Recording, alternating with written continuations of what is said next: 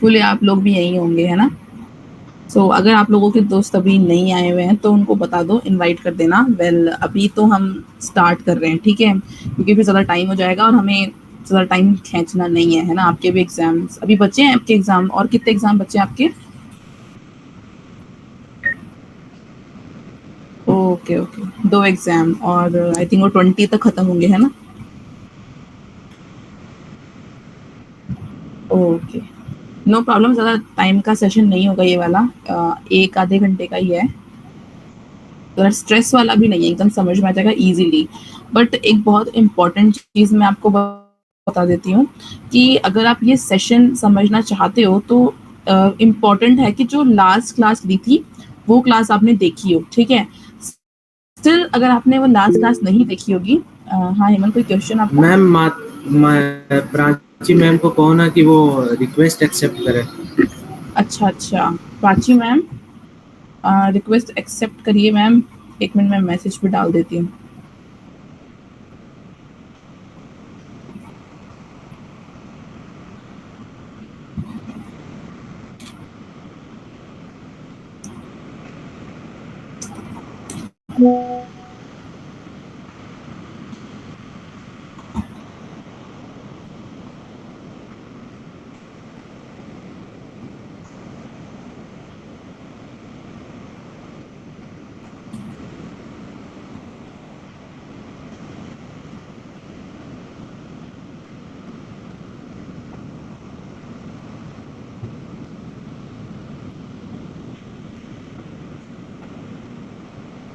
Prachi ma'am, आप सुन रहे हो क्या?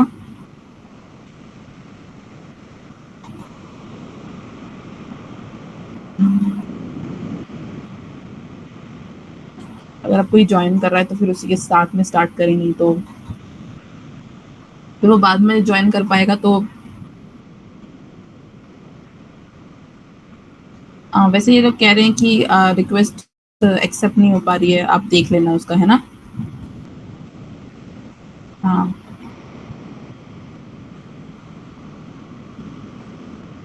Okay great. चलो अभी थोड़ी सी और स्ट्रेंथ हो चुकी है, तो अभी ऑलरेडी बहुत टाइम हो चुका है, सो स्टार्ट करते हैं, ओके?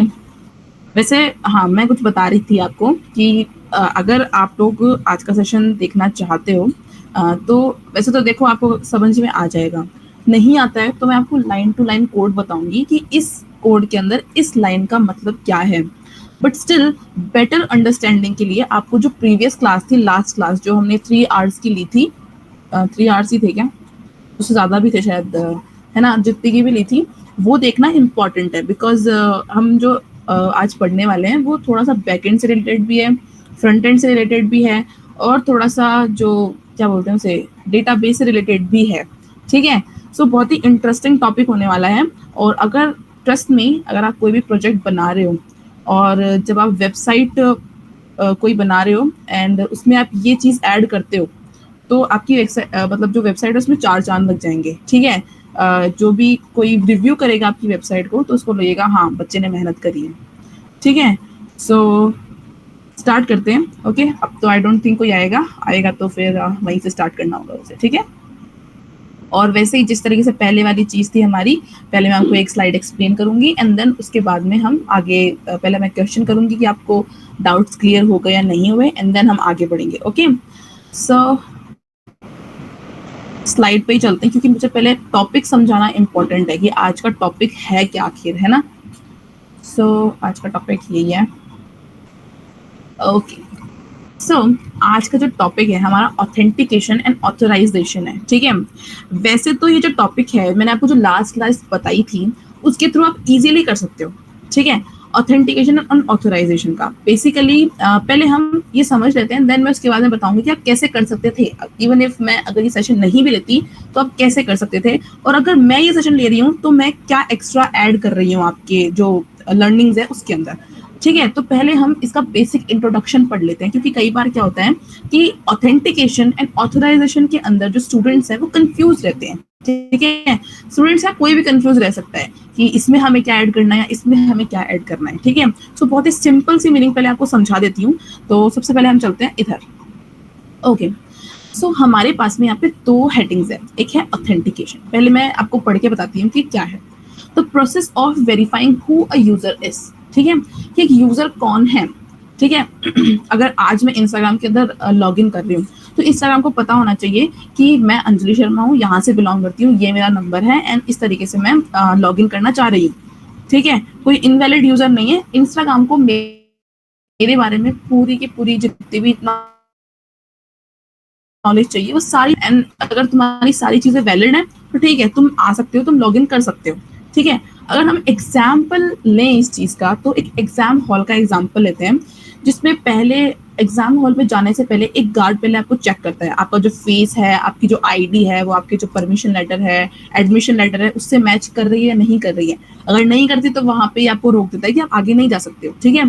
तो बेसिकली वो कर क्या रहा है, जो आपके रिकॉर्ड्स हैं उनको चेक कर रहा है कि सही में ये वही पर्सन है जिसका ये एडमिशन कार्ड है, जो यहाँ पे एग्जाम देने आया हुआ है, ठीक है। आई थिंक ये एग्जाम्पल आपको समझ में आ गया होगा कि ये ताजा ताजा आपके साथ में हो रहा है, ठीक है। सो होपफुली समझ में आ गया होगा कि गार्ड कैसे आपको रोकता है, एंड देन अगर आप वेरीफाइड नहीं हो तो, अगर आपके जो रिकॉर्ड्स हैं वो मैच नहीं कर रहे हैं तो। And in the case of website हम क्या करते हैं, लॉगिन का यूज करते हैं, ठीक है। अब लॉगिन में क्या होता है, एक तो होता है लॉगिन एंड एक होता है साइन अप। साइन अप में आपको अपनी डिटेल्स देनी होती है, जो भी कोई प्लेटफॉर्म है उसको बताना होता है कि मेरा नाम ये है, मेरी ईमेल ये है, मेरा जो भी पासवर्ड ये है, वो सारी चीजें आपको पहले बतानी होती है, एंड देन उसके बाद में आप लॉग इन कर सकते हो, ठीक है। तो पहले आप एज अ यूजर किसी प्लेटफॉर्म के डेटाबेस के अंदर अपनी डिटेल्स ऐड करोगे, ठीक है। एंड देन उस डिटेल्स के बेसिस के ऊपर जो यूजर है, सॉरी जो प्लेटफॉर्म है, वो उस यूजर को पहचानेगा, उसके यूजर नेम एंड पासवर्ड जो भी डिटेल उसने सेंड करी है, एंड देन उसको अपना प्लेटफॉर्म यूज करने के लिए देगा, ठीक है। ये चीज होती है। नाउ अभी ये तो थी ऑथेंटिकेशन, एंड देन अब है समझना है ऑथोराइजेशन, ठीक है।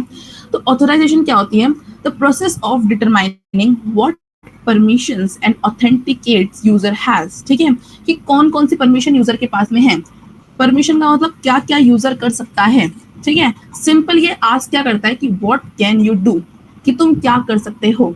तो एग्जाम्पल के लिए मान लो हम एक प्लेटफॉर्म बना रहे हैं जो स्टूडेंट्स के लिए है, स्टूडेंट्स वहां पे जाके पढ़ सकते हैं, लेकिन साथ साथ में वो टीचर्स के लिए भी है।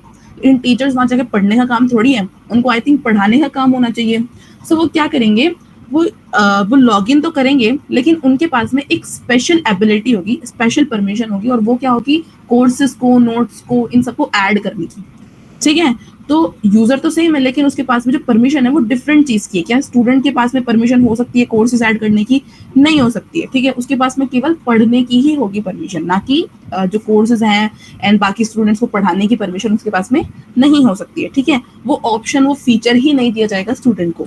तो ऑथेंटिकेशन का मतलब होता है कि तुम कौन हो, कि क्या तुम एक टीचर हो, क्या तुम एक स्टूडेंट हो, तुम्हारे नेम क्या है, एंड बाकी सारे डिटेल्स। एंड ऑथोराइजेशन का मतलब है कि तुम्हारे रोल्स क्या है, तुम्हारी परमिशन क्या है, कि तुम किसी प्लेटफॉर्म में क्या क्या कर सकते हो। अब अगर एक एडमिन की चीज लें, तो एडमिन हर यूजर का डेटा, हर यूजर का जो क्या बोलते हैं उसको, हर यूजर का डेटा एंड हर यूजर की प्रोफाइल देख सकता है।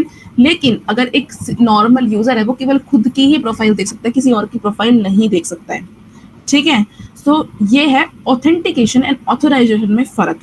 नाउ अभी अच्छा, एक वेबसाइट के तौर पे हम देख लेते हैं।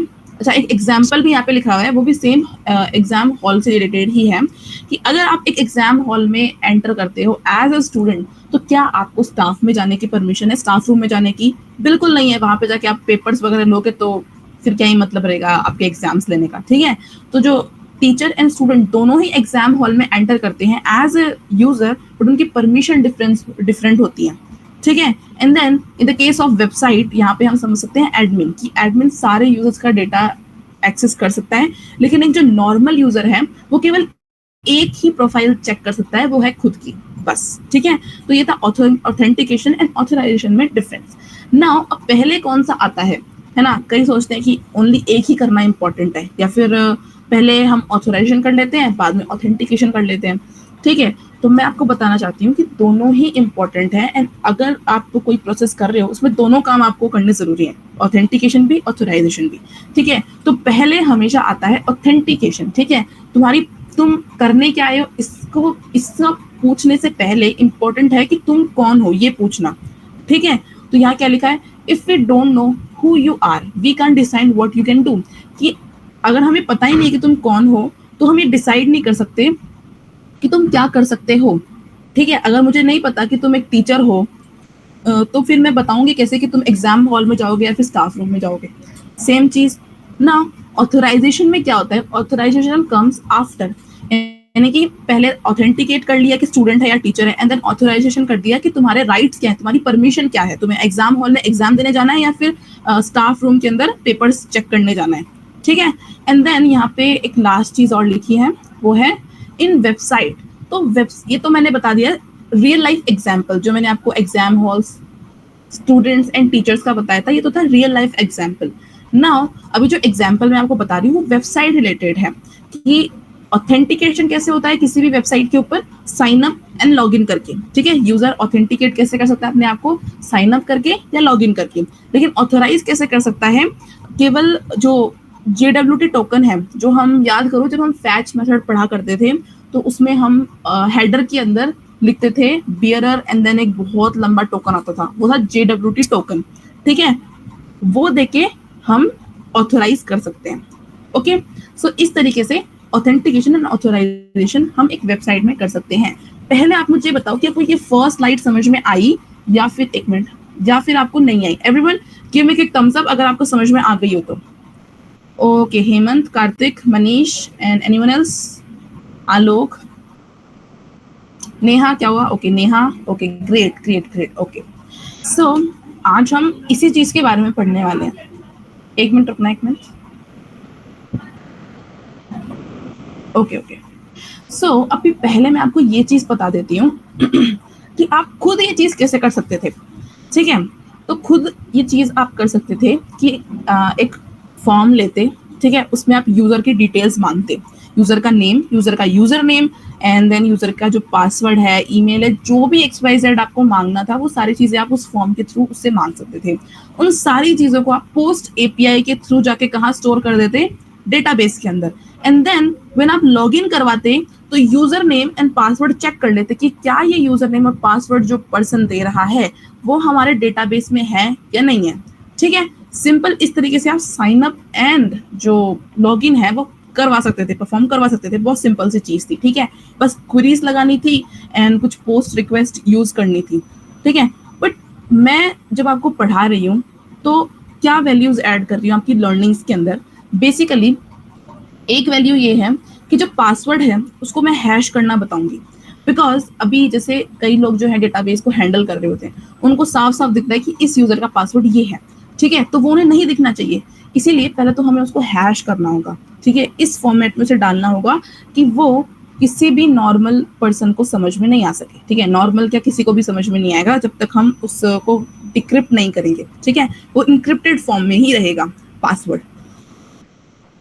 देन दूसरी चीज हम क्या कह सकते हैं कि किस तरीके से लॉगिन्स वगैरह वर्क करेंगे, ठीक है, कि अगर साइन अप है तभी लॉगिन होगा एंड अगर लॉगिन है तभी वो होम पेज पे जा सकता है, वरना वो होम पेज पे भी नहीं जा सकता है, ठीक है। तो ये जो राउट्स है, ये जो रिडायरेक्टर है, ये जो नेविगेशंस है, ये सारी चीजें आज हम समझने वाले हैं। तीसरी चीज जो आपने मोस्टली देखी होगी, जब जब आप APIs को हैंडल, मैंने आपको बहुत सारे कोड्स बताए हैं ना, कोडिंग प्रैक्टिस बताई है APIs को हैंडल करने के लिए, ठीक है। कुछ में आपने देखा कि आपको केवल पोस्ट, डिलीट एंड एडिट के अंदर यानी क्रिएट के अंदर आपको JWT टोकन ऐड करना होता है।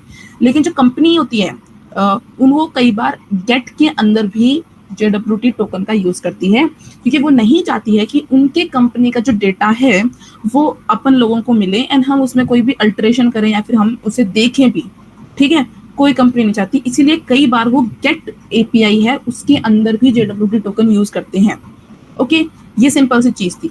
तो अभी जब आप इस चीज को परफॉर्म करते तो आप सिंपली जो चेक कर लेते, ठीक है, जो डेटाबेस है और जो यूजर ने आंसर दिया है, जो भी यूजर ने user name and password provide किया है, उन दोनों को आप चेक कर लेते, सेम है तो उसको लॉगिन करने देते। यही सिंपल सा काम करते। लेकिन हम आज JWT टोकन ऐड करना भी सीखेंगे, कैसे हम JWT टोकन ऐड कर सकते हैं, ठीक है, कैसे पासवर्ड को हैश कर सकते हैं, कैसे नेविगेशंस परफॉर्म कर सकते हैं, ठीक है।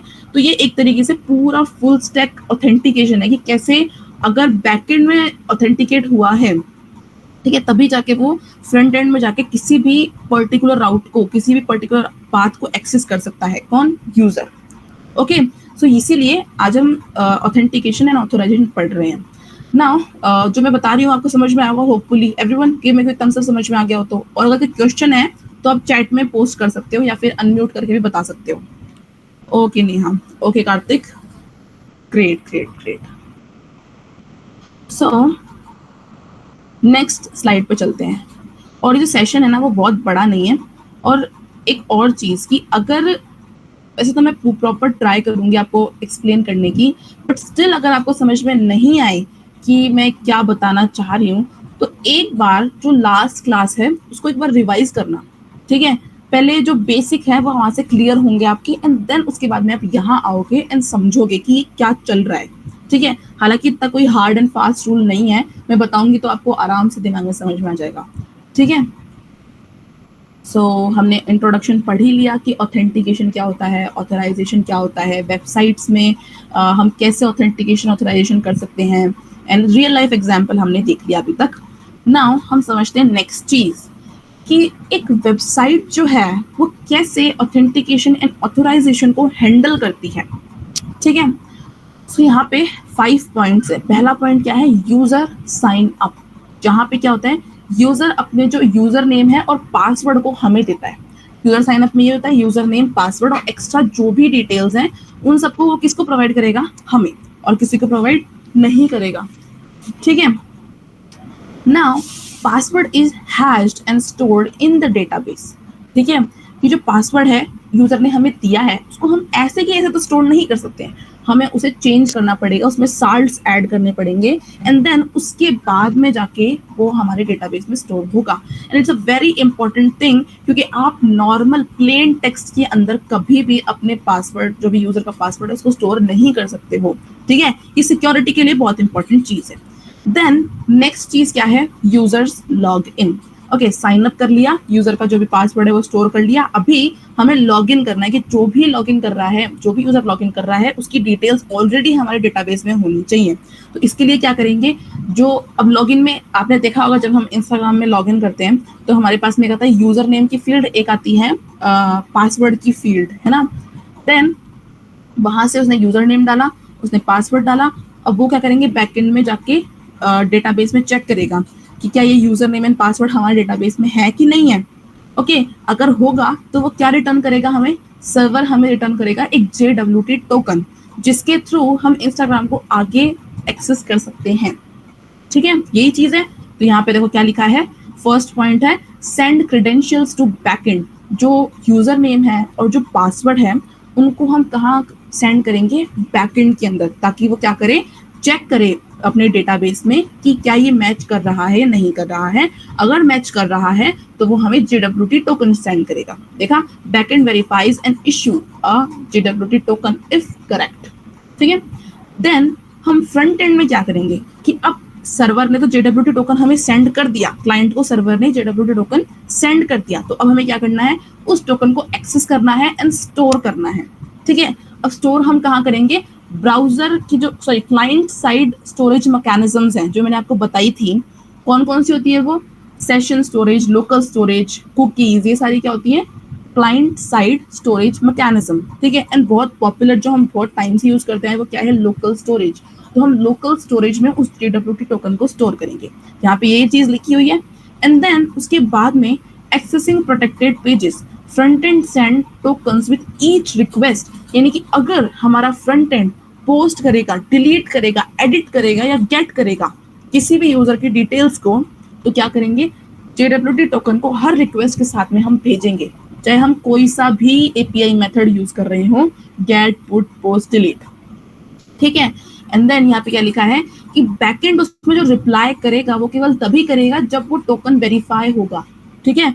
जब टोकन वेरीफाई होगा तभी बैकएंड उसको हमें रिप्लाई करेगा या रिस्पॉन्ड प्रोवाइड करेगा क्लाइंट को। And then at the end हम क्या देख रहे हैं? Authorization check. अगर टोकन वैलिड है तो यूजर को हम क्या करेंगे? एक्सेस दे देंगे, ठीक है। अगर यूजर चाहता है अपना यूजर नेम चेंज करना, तो अगर उसका टोकन वैलिड है तो हम बोलेंगे हाँ भाई आराम से करो यूजर नेम चेंज, कोई प्रॉब्लम नहीं है हमें, क्योंकि तुम कौन हो, एक ऑथोराइज यूजर हो, ठीक है। लेकिन अगर वो एक ऑथोराइज यूजर नहीं है, उसका टोकन वैलिड नहीं है, उसका टोकन फेल है, तो क्या होगा, रीडायरेक्ट टू लॉगिन। उसको क्या करेंगे हम, वापस से लॉगिन पे सेंड कर देंगे कि पहले तुम लॉगिन करके आओ, एंड देन उसके बाद में तुम्हारी ये जो डिमांड्स हैं पोस्ट वाली, गेट वाली, ये सारी डिमांड्स तुम्हारी पूरी की जाएगी, ठीक है। तो पहले यूजर क्या करता है, साइन अप। जो मैं आपको एक फ्लो बता रही हूँ कि यूजर पहले करता है साइन अप, देन उसके बाद में उसकी डिटेल्स के थ्रू वो लॉगिन करता है, देन उसने जब सक्सेसफुली लॉगिन कर लिया तो सर्वर हमें JWT टोकन सेंड करेगा, जिसे हमें फ्रंट एंड के लोकल स्टोरेज में स्टोर करना है। एंड देन जब भी यूजर कोई भी रिक्वेस्ट सेंड करेगा, कहाँ, सर्वर को, तो क्या होगा, हर टाइम टोकन को हम शेयर करेंगे उस रिक्वेस्ट के साथ में सर्वर के लिए, ओके। एंड अगर टोकन वगैरह सब सही रहा तो सर्वर हमें अच्छे से रिस्पॉन्ड देगा, वरना सर्वर हमें कोई रिस्पॉन्ड नहीं देगा, ओके। तो पहले आप मुझे बताओ कि ये जो फ्लो मैंने अभी आपको बताया कैसे ये हैंडल करते हैं, आपको समझ में आया, नहीं आया? Everyone give me quick response. Okay Neha, Manish, okay Kartik, Alok, great, everyone great, चलो ठीक है। सो नेक्स्ट पे चलते हैं। Okay Hemant, very good. बहुत इजी सी चीज थी, कोई हार्ड तो थी नहीं। पहले मैंने आपको सिंपल सा इंट्रोडक्शन दिया ऑथेंटिकेशन ऑथराइजेशन के बारे में, एंड देन उसके बाद में वेबसाइट में कैसे ये चीजें वर्क करती हैं इसके बारे में मैंने आपको बताया।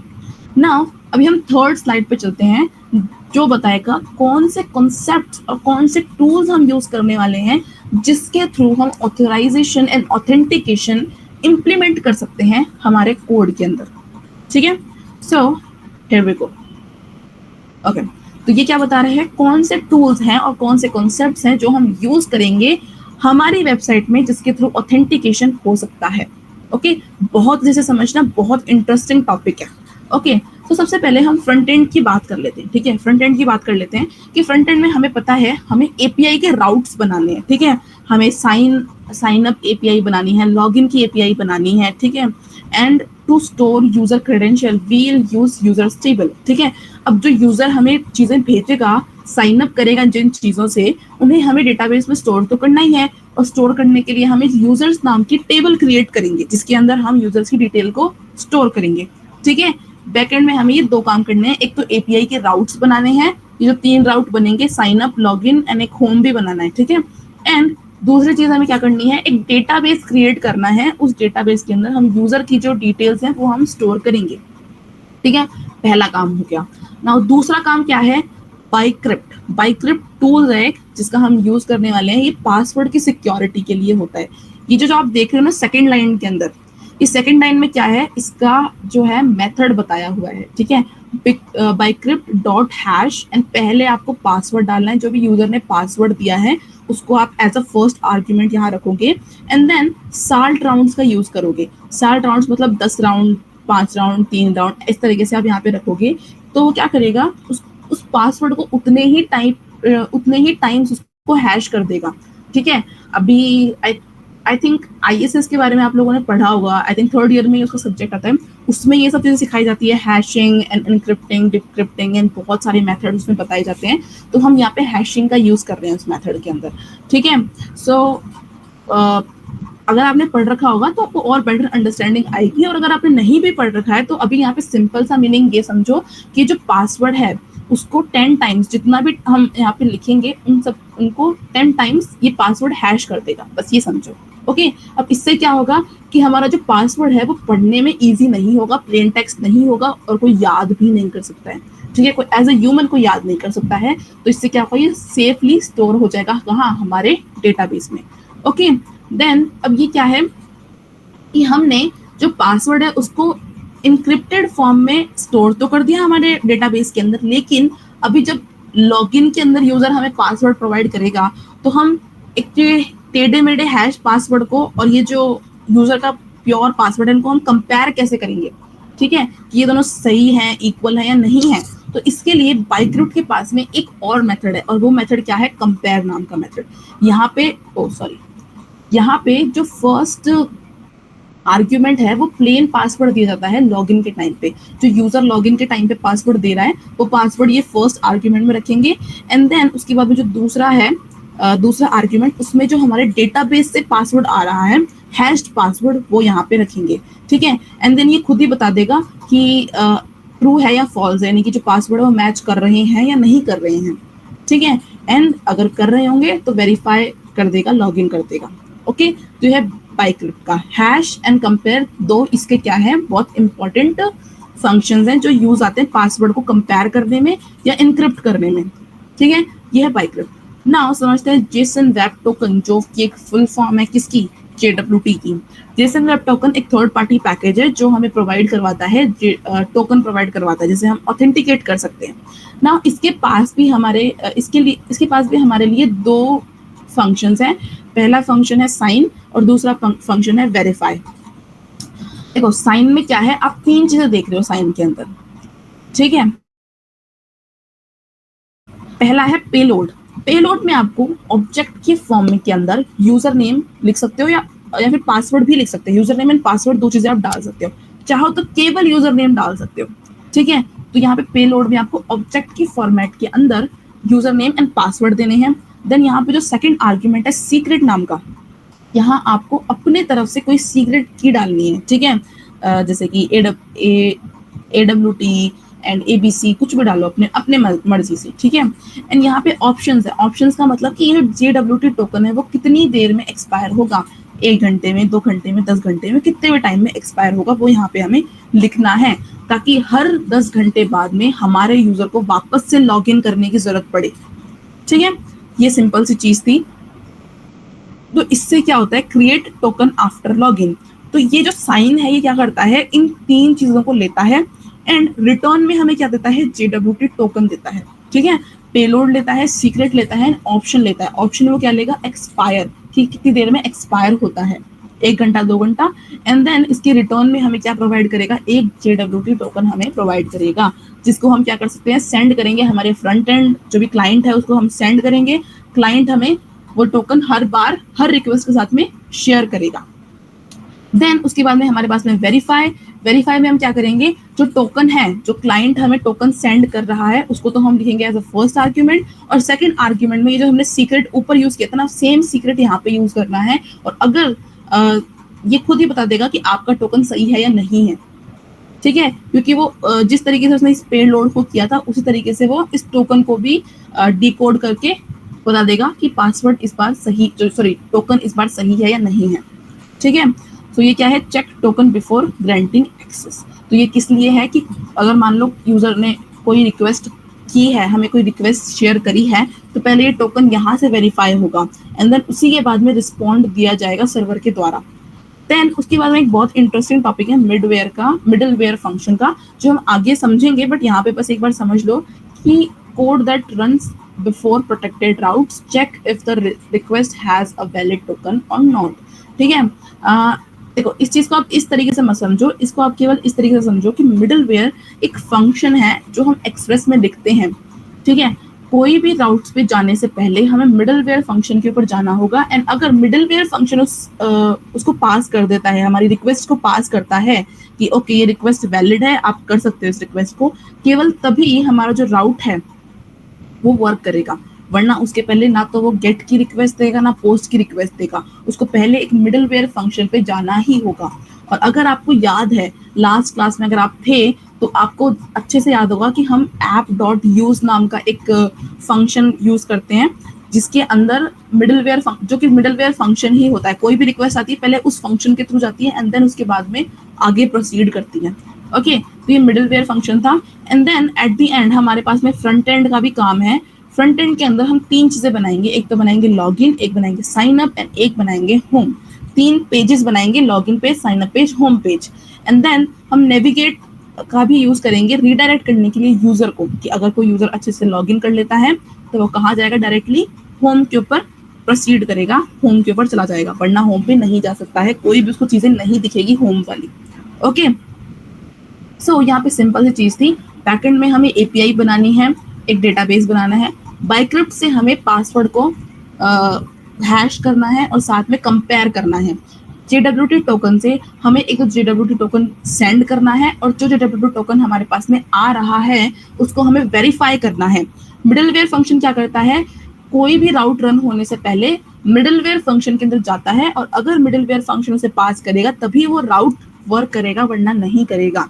And at the end front end में हमें करना है login, sign up and home page बनाने हैं एंड उसके जो नेविगेशंस है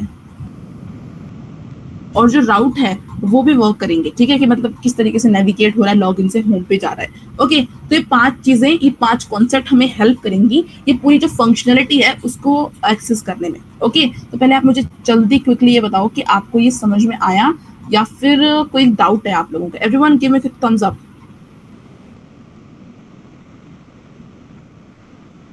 okay, Kartik, Manish, Neha great, Alok very good, Hemant very good, great. Okay, तो अभी तक हमने 3 स्लाइड्स पढ़ी है एंड अभी तक तो थ्योरी ही थी, ठीक है, समझने वाली चीज थी। बट नाउ फाइनली हम मूव कर रहे हैं हमारे कोडिंग साइड पे। ओके, सो पहले स्लाइड पे ही चल जाते हैं एंड बड़े कोड देख के डरना मत, क्योंकि मैं हर लाइन का अच्छे से आंसर बताने वाली हूँ कि ये लाइन क्या काम कर रही है। ओके, सो डरना मत। ओके, सो अभी तक 3 स्लाइड हम देख चुके हैं। बेसिक इंट्रोडक्शन था, फ्लो बताया एंड देन कौन से टूल्स एंड कॉन्सेप्ट यूज होने वाले हैं ये बताएं। ना फाइनली हम बैकएंड के अंदर सेटअप करने वाले हैं, ठीक है। सो अभी यहाँ देखो, ये जो फर्स्ट लाइन है ना, ये क्या कर रही है, ये यहाँ पे क्या है, run this command for having all packages. अच्छा ठीक है, अभी जो मेरी पीपीटी के थ्रू जाएगा उसको चीजें समझ में आएगी बट आधी, लेकिन जो मेरी क्लासेस के थ्रू जाएगा उसको पूरी की पूरी अच्छी समझ में आएगी कैसे उन्हें जो कमांड है वो रन करनी है। तो सबसे पहले अच्छे से एक बार समझ लेना, फ्लो समझ लेना, वरना आप कंफ्यूज हो जाओगे कि कैसे आपको क्रिएट करना है। सबसे पहले आप एक फोल्डर बनाना, नाम रख लेना, चाहे उसका प्रोजेक्ट नाम रख लेना उस फोल्डर का, ठीक है। उसके अंदर एक फोल्डर बनाना जिसका नाम होगा बैकएंड और दूसरा फोल्डर बनाना जिसका नाम होगा फ्रंट एंड, ठीक है। देन बैकएंड के अंदर चेंज करना अपनी डायरेक्टरी बैकएंड के अंदर एंड वहां पर ये जो पूरा आप कमांड देख रहे हो ये वहां पे टर्मिनल पे आपको रन करना है। इससे क्या होगा, एक तो जो एक्सप्रेस है वो इंस्टॉल हो जाएगा, एसक्यूएलाइट 3 जो हम डेटाबेस है उसको हम इंस्टॉल कर लेंगे, कोरस इंस्टॉल हो जाएगा ताकि जो फ्रंट एंड है और जो बैक एंड है उसमें कोई कॉन्फ्लिक्ट ना आ जाए। बाइक्रिप्ट मैंने बता दिया था हम क्यों यूज कर रहे हैं, जेसन वेब टोकन हम क्यों यूज कर रहे हैं ये बता दिया था। एंड नोड मॉन क्या काम करता है, ये हमारे जैसे ही चेंज होता है सर्वर के अंदर तो ये सर्वर को रीस्टार्ट कर देता है खुद से ही, हमें बार बार नोड सर्वर डॉट जेएस लिखने की जरूरत नहीं पड़ती है, नोड मॉन खुद से ही सर्वर रीस्टार्ट कर देता है, ठीक है। तो ये क्या है, npm इंस्टॉल पूरा का पूरा कमांड है जो आपको रन करना है, कहाँ, अपने टर्मिनल के ऊपर। और फ्रंट एंड के टर्मिनल पे मत करना, बैक एंड का जो फोल्डर बनाया है उसी के टर्मिनल पे आपको रन करना है, ठीक है। थोड़ा टाइम लगेगा बट ये इजीली हो जाएगा। देन उसके बाद में उस जो बैकएंड का फोल्डर है उसके अंदर आप क्या करोगे, db.js नाम की फाइल क्रिएट करना, ठीक है। db.js नाम की फाइल को क्रिएट करोगे एंड उसके बाद में ये जो पूरा आपने लिखा, ये जो मैंने पूरा कोड दिया है ये लिखोगे। तो पहले मैं इस कोड का मीनिंग आपको समझा देती हूँ कि कोड कहना क्या चाह रहा है। तो एक काम करते हैं, पहले मैं VS कोड में आपको ले जाती हूँ एंड देन वहीं पे ये कोड है जो कॉपी करके आपको दिखाऊंगी कि क्या बोल रहा है।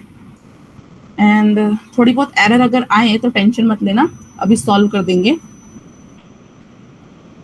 ओके, सो ये जो है ना मैंने सेटअप ऑलरेडी करके रखा हुआ है एंड ये जितनी भी फाइल्स जिनमें हम चेंजेस करने वाले हैं वो सारी फाइल्स आप देख सकते हो यहाँ पे खुली हुई हैं, ठीक है। db.js, server.js, app.js, signup.js, login.js, home.js, ठीक है। ये ही मेजर फाइल्स हैं जिसमें हम चेंजेस करने वाले हैं। एंड करंटली मेरा जो फोल्डर है उसका नाम है कोडिंग एक्स्ट्रा क्लास एंड उसके अंदर हमारे पास में 2 इनर फोल्डर्स हैं। फर्स्ट फोल्डर का नाम है बैकएंड एंड सेकंड फोल्डर का नाम है फ्रंट एंड। पहले यहाँ से cd करके, ओके, cd करके बैकएंड में जाना एंड यहाँ पे वो जो कमांड मैंने बताई थी वो रन करना। हालांकि मैंने पूरा का पूरा सेटअप कर रखा है ताकि अपने को लेट नहीं हो क्लास के अंदर, इसलिए मैंने ऑलरेडी वो जो कमांड है वो रन कर रखी है एंड वो सारे पैकेजेस इसमें ऑलरेडी अवेलेबल हैं। आपको अपने एंड से ही उसको कंप्लीट करना है बस, ठीक है। तो पहले मैं एक बार इसको ऐसे कर लेती हूँ, ओह सॉरी, ओके। हाँ, तो मैंने क्या बताया था कि पहले मैं आपको डीबी के बारे में बताऊंगी। तो मैंने बैकएंड का जो फोल्डर है वो खोला इसके अंदर यहाँ पे मैंने db.js बना रखी है और एक server.js नाम की फाइल बना रखी है। मैं पहले db.js में जाऊंगी एंड मैंने ये कोड यहाँ पे पेस्ट किया है जस्ट अभी के लिए। एंड पहले हम समझ लेते हैं कि ये कोड कहना क्या चाह रहा है, ठीक है। तो सबसे पहले हमने SQLite 3 नाम का जो पैकेज है, थर्ड पार्टी पैकेज, उसको हमने इंस्टॉल किया था, लेकिन अभी इम्पॉर्टेंट है कि हम उसे इंपोर्ट भी करें। तो ये जो साइन है ये इंपोर्ट करने का है कि हम एक्सप्रेस में इंपोर्ट कैसे करते हैं, ठीक है। कुछ इस तरीके से हम इंपोर्ट कर रहे हैं एंड देन उसके बाद में ये क्या कर रहे हैं, हम SQLite 3 के थ्रू हम एक डेटाबेस बना रहे हैं जिसका नाम क्या होगा, users.db, ठीक है। users.db नाम का एक डेटाबेस होगा। जैसे ही ये लाइन रन होगी तो पता है क्या होगा, जैसे ही ये लाइन रन होगी तो यहाँ पे ऑटोमेटिकली एक users.db नाम की जो फाइल है वो क्रिएट हो जाएगी एंड जैसे ही हम उस पर क्लिक करेंगे तो हमें को पूरी टेबल दिखना चालू हो जाएगी कि हमारा जो यूजर्स है, यूजर्स नाम का जो टेबल है उसके अंदर कितनी रोज है, कितने यूजर्स है, वो सारी चीजें हमें पता चल जाएंगी हमारे, जैसे कि हम उसको क्लिक करेंगे, ठीक है। अभी मैं आपको लाइव जो एग्जांपल है वो शो करूंगी, पहले ये जो कोड है वो समझ लो। देन उसके बाद में यहाँ पे क्या लिखा है, db.serialization, ये क्या करता है, जो डेटाबेस है, db क्या है, इंस्टेंस है किसका, डेटाबेस का, एंड जो सीरियलाइजेशन है वो क्या कर रहा है, इस मेथड के अंदर, ये जो मेथड है सीरियलाइजेशन, इसके अंदर जो भी मेथड या क्वेरीज रन होंगी वो सीरीज में रन होंगी, पहले क्रिएट टेबल की, फिर ऐड टेबल की, इंसर्ट टेबल की, ये सारी, ठीक है। तो यहाँ पे क्या लिखा है, सबसे आउटसाइड लिखा है db.serialization एंड देन इसके अंदर एक क्वेरी लिखी गई है। ये क्या है, एक पूरी क्वेरी है, क्वेरी जहां से यहाँ तक ही है, ये वाली, ये है वो इनसाइड है। सो ये क्या कर रहा है, अच्छा हाँ, यहाँ से यहाँ तक है। तो यहाँ ये क्या कर रहा है, जो क्वेरी है ये एक क्रिएट कर रहा है टेबल को, अगर एक्सेस नहीं करती है, अगर यूजर्स नाम की टेबल एग्जिस्ट नहीं करती है तो यूजर्स नाम की टेबल को क्रिएट करेगा एंड उसके अंदर 3 चीजें बनाएगा, 3 कॉलम बनाएगा। पहला कॉलम है आईडी का नाम, आईडी कॉलम जो कि है इंटीजर, प्राइमरी की जो कि यूनिक होती है, ऑटो इंक्रीमेंट यानी कि हमें इसको इंक्रीमेंट करना जरूरी नहीं है, खुद से इंक्रीमेंट होती जाएगी, हमें एज उसको हमें ऐड करना जरूरी नहीं है आईडी को, ये खुद ब खुद आईडी को ऐड कर देगी। देन उसके बाद में यहाँ पे क्या है, यूजर नेम, यूजर नेम क्या है, जिसको टेक्स्ट चाहिए एंड ये यूनिक होना चाहिए, किसी कोई भी यूजर नेम सेम नहीं होना चाहिए। एंड देन पासवर्ड जो कि हम टेक्स्ट में ले सकते हैं, ओके। तो ये 3 कॉलम्स यहाँ पे क्रिएट कर देगा एंड उसके बाद में ये जो मॉड्यूल डॉट एक्सपोर्ट से क्या हो रहा है, ये जो डीबी है, ये जो डीबी हमने यहाँ पे बनाया है, क्रिएट किया है, इसको हम किसी दूसरी फाइल में भी यूज कर सकते हैं एंड वो दूसरी फाइल कौन सी होगी, server.js, ठीक है। इसके अंदर हमारे डीबी को हम यूज करेंगे। सिंपली यहाँ क्या हो रहा है, SQLite 3 को इंपोर्ट किया जा रहा है, इस लाइन के अंदर users.db नाम की एक फाइल क्रिएट करी जाएगी जिसके थ्रू डेटाबेस बनेगा। यहाँ पे सीरियलाइजेशन के अंदर जितनी भी क्वेरीज दिखी जाएंगी वो सारी सीरीज के अंदर कॉल होंगी एंड देन यहाँ पे जो फर्स्ट लाइन बन रही है, ये फर्स्ट क्वेरी है, ये एक टेबल क्रिएट कर रही है जिसमें 3 कॉलम्स हैं and at the and finally हम हमारी डीबी है उसको एक्सपोर्ट कर रहे हैं server.js में। आगे हम इंपोर्ट करेंगे server.js में, बट यहाँ से हमने एक्सपोर्ट कर दिया है ना, इसको मैं यहाँ पे सेव कर लेती हूँ, ओके। तो पहले आप मुझे बताओ कि आपको db.js अच्छे से समझ में आया या नहीं आया। Everyone give me quick response अगर आपको समझ में आया हो तो।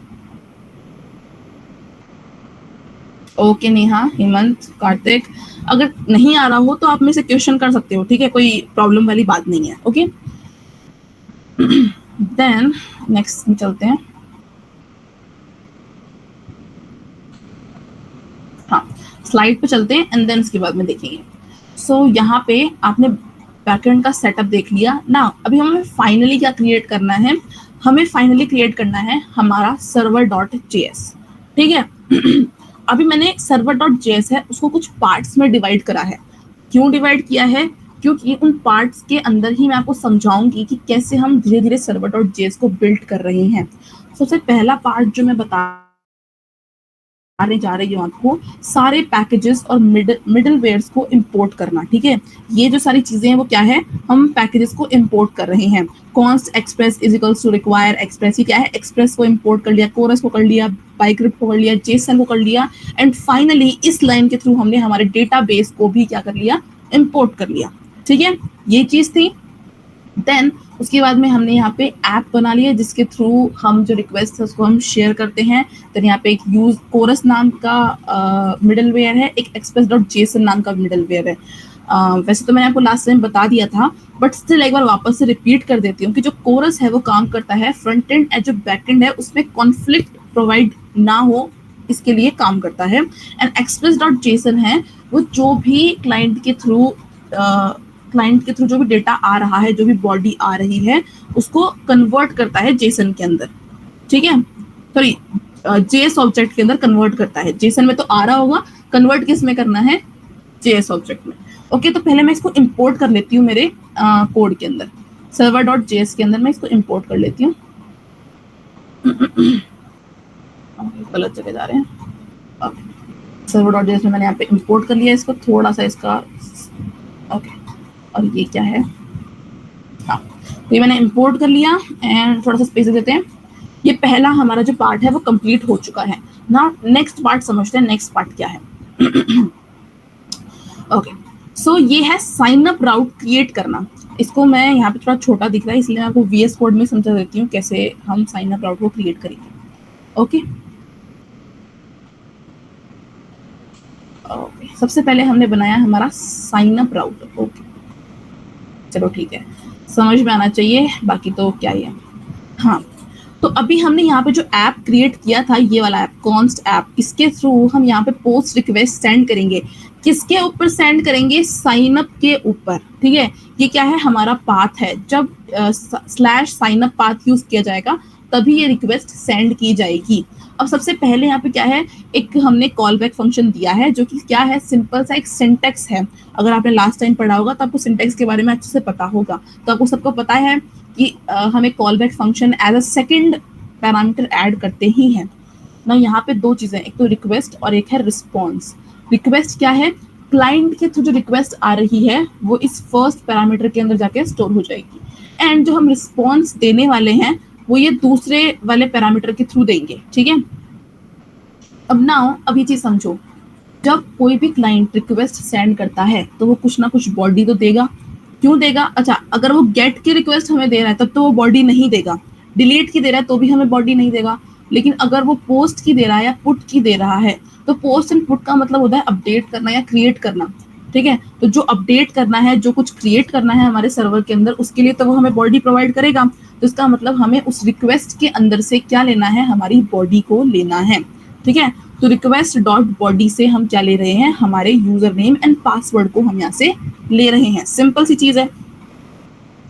एंड ये दो ही चीजें हम क्यों ले रहे हैं, क्योंकि अभी मैंने आपको यही बताया कि हम दो ही चीजें यूज कर रहे हैं करंटली। आप चाहो तो ईमेल भी यूज कर सकते हो और भी बहुत सारी चीजें यूज कर सकते हो, ठीक है। तो यहाँ पे हमने रिक्वेस्ट डॉट बॉडी के थ्रू यूजर नेम पासवर्ड ले लिया।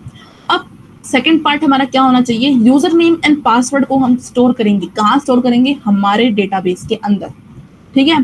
तो उसके लिए पहले हमें पासवर्ड को क्या करना होगा, बाइक्रिप्ट करना होगा, ठीक है। तो अब यहाँ देखो, बाइक्रिप्ट जो हमने ऑलरेडी यूज कर रखा था, हैश जो मैंने अभी आपको रिसेंटली बताया था, इस फंक्शन का काम क्या होता है, हमारे पासवर्ड को हैश कन्वर्ट करना। तो यहाँ पे हम क्या करेंगे, फर्स्ट आर्ग्यूमेंट में जो यूजर ने हमें पासवर्ड दिया है वो पासवर्ड, एंड सेकंड में हम दे रहे हैं 10 बार हम उसको साल्ट राउंड चलेंगे 10 बार, यानी कि 10 टाइम हमारे पासवर्ड को हैश करेगा। देन उसके बाद में यहाँ पे हम ये क्या दे रहे हैं, एक कॉल बैक फंक्शन दे रहे हैं, ठीक है। यहाँ पे क्या चल रहा है, अगर कोई भी प्रॉब्लम आती है, कोई भी एरर आती है, तो यहाँ पे एक एरर शेयर कर दो, किसको, क्लाइंट को शेयर कर दो एक एरर कि भाई एरर आ चुकी है, हम आगे वर्क नहीं कर सकते हैं, ठीक है।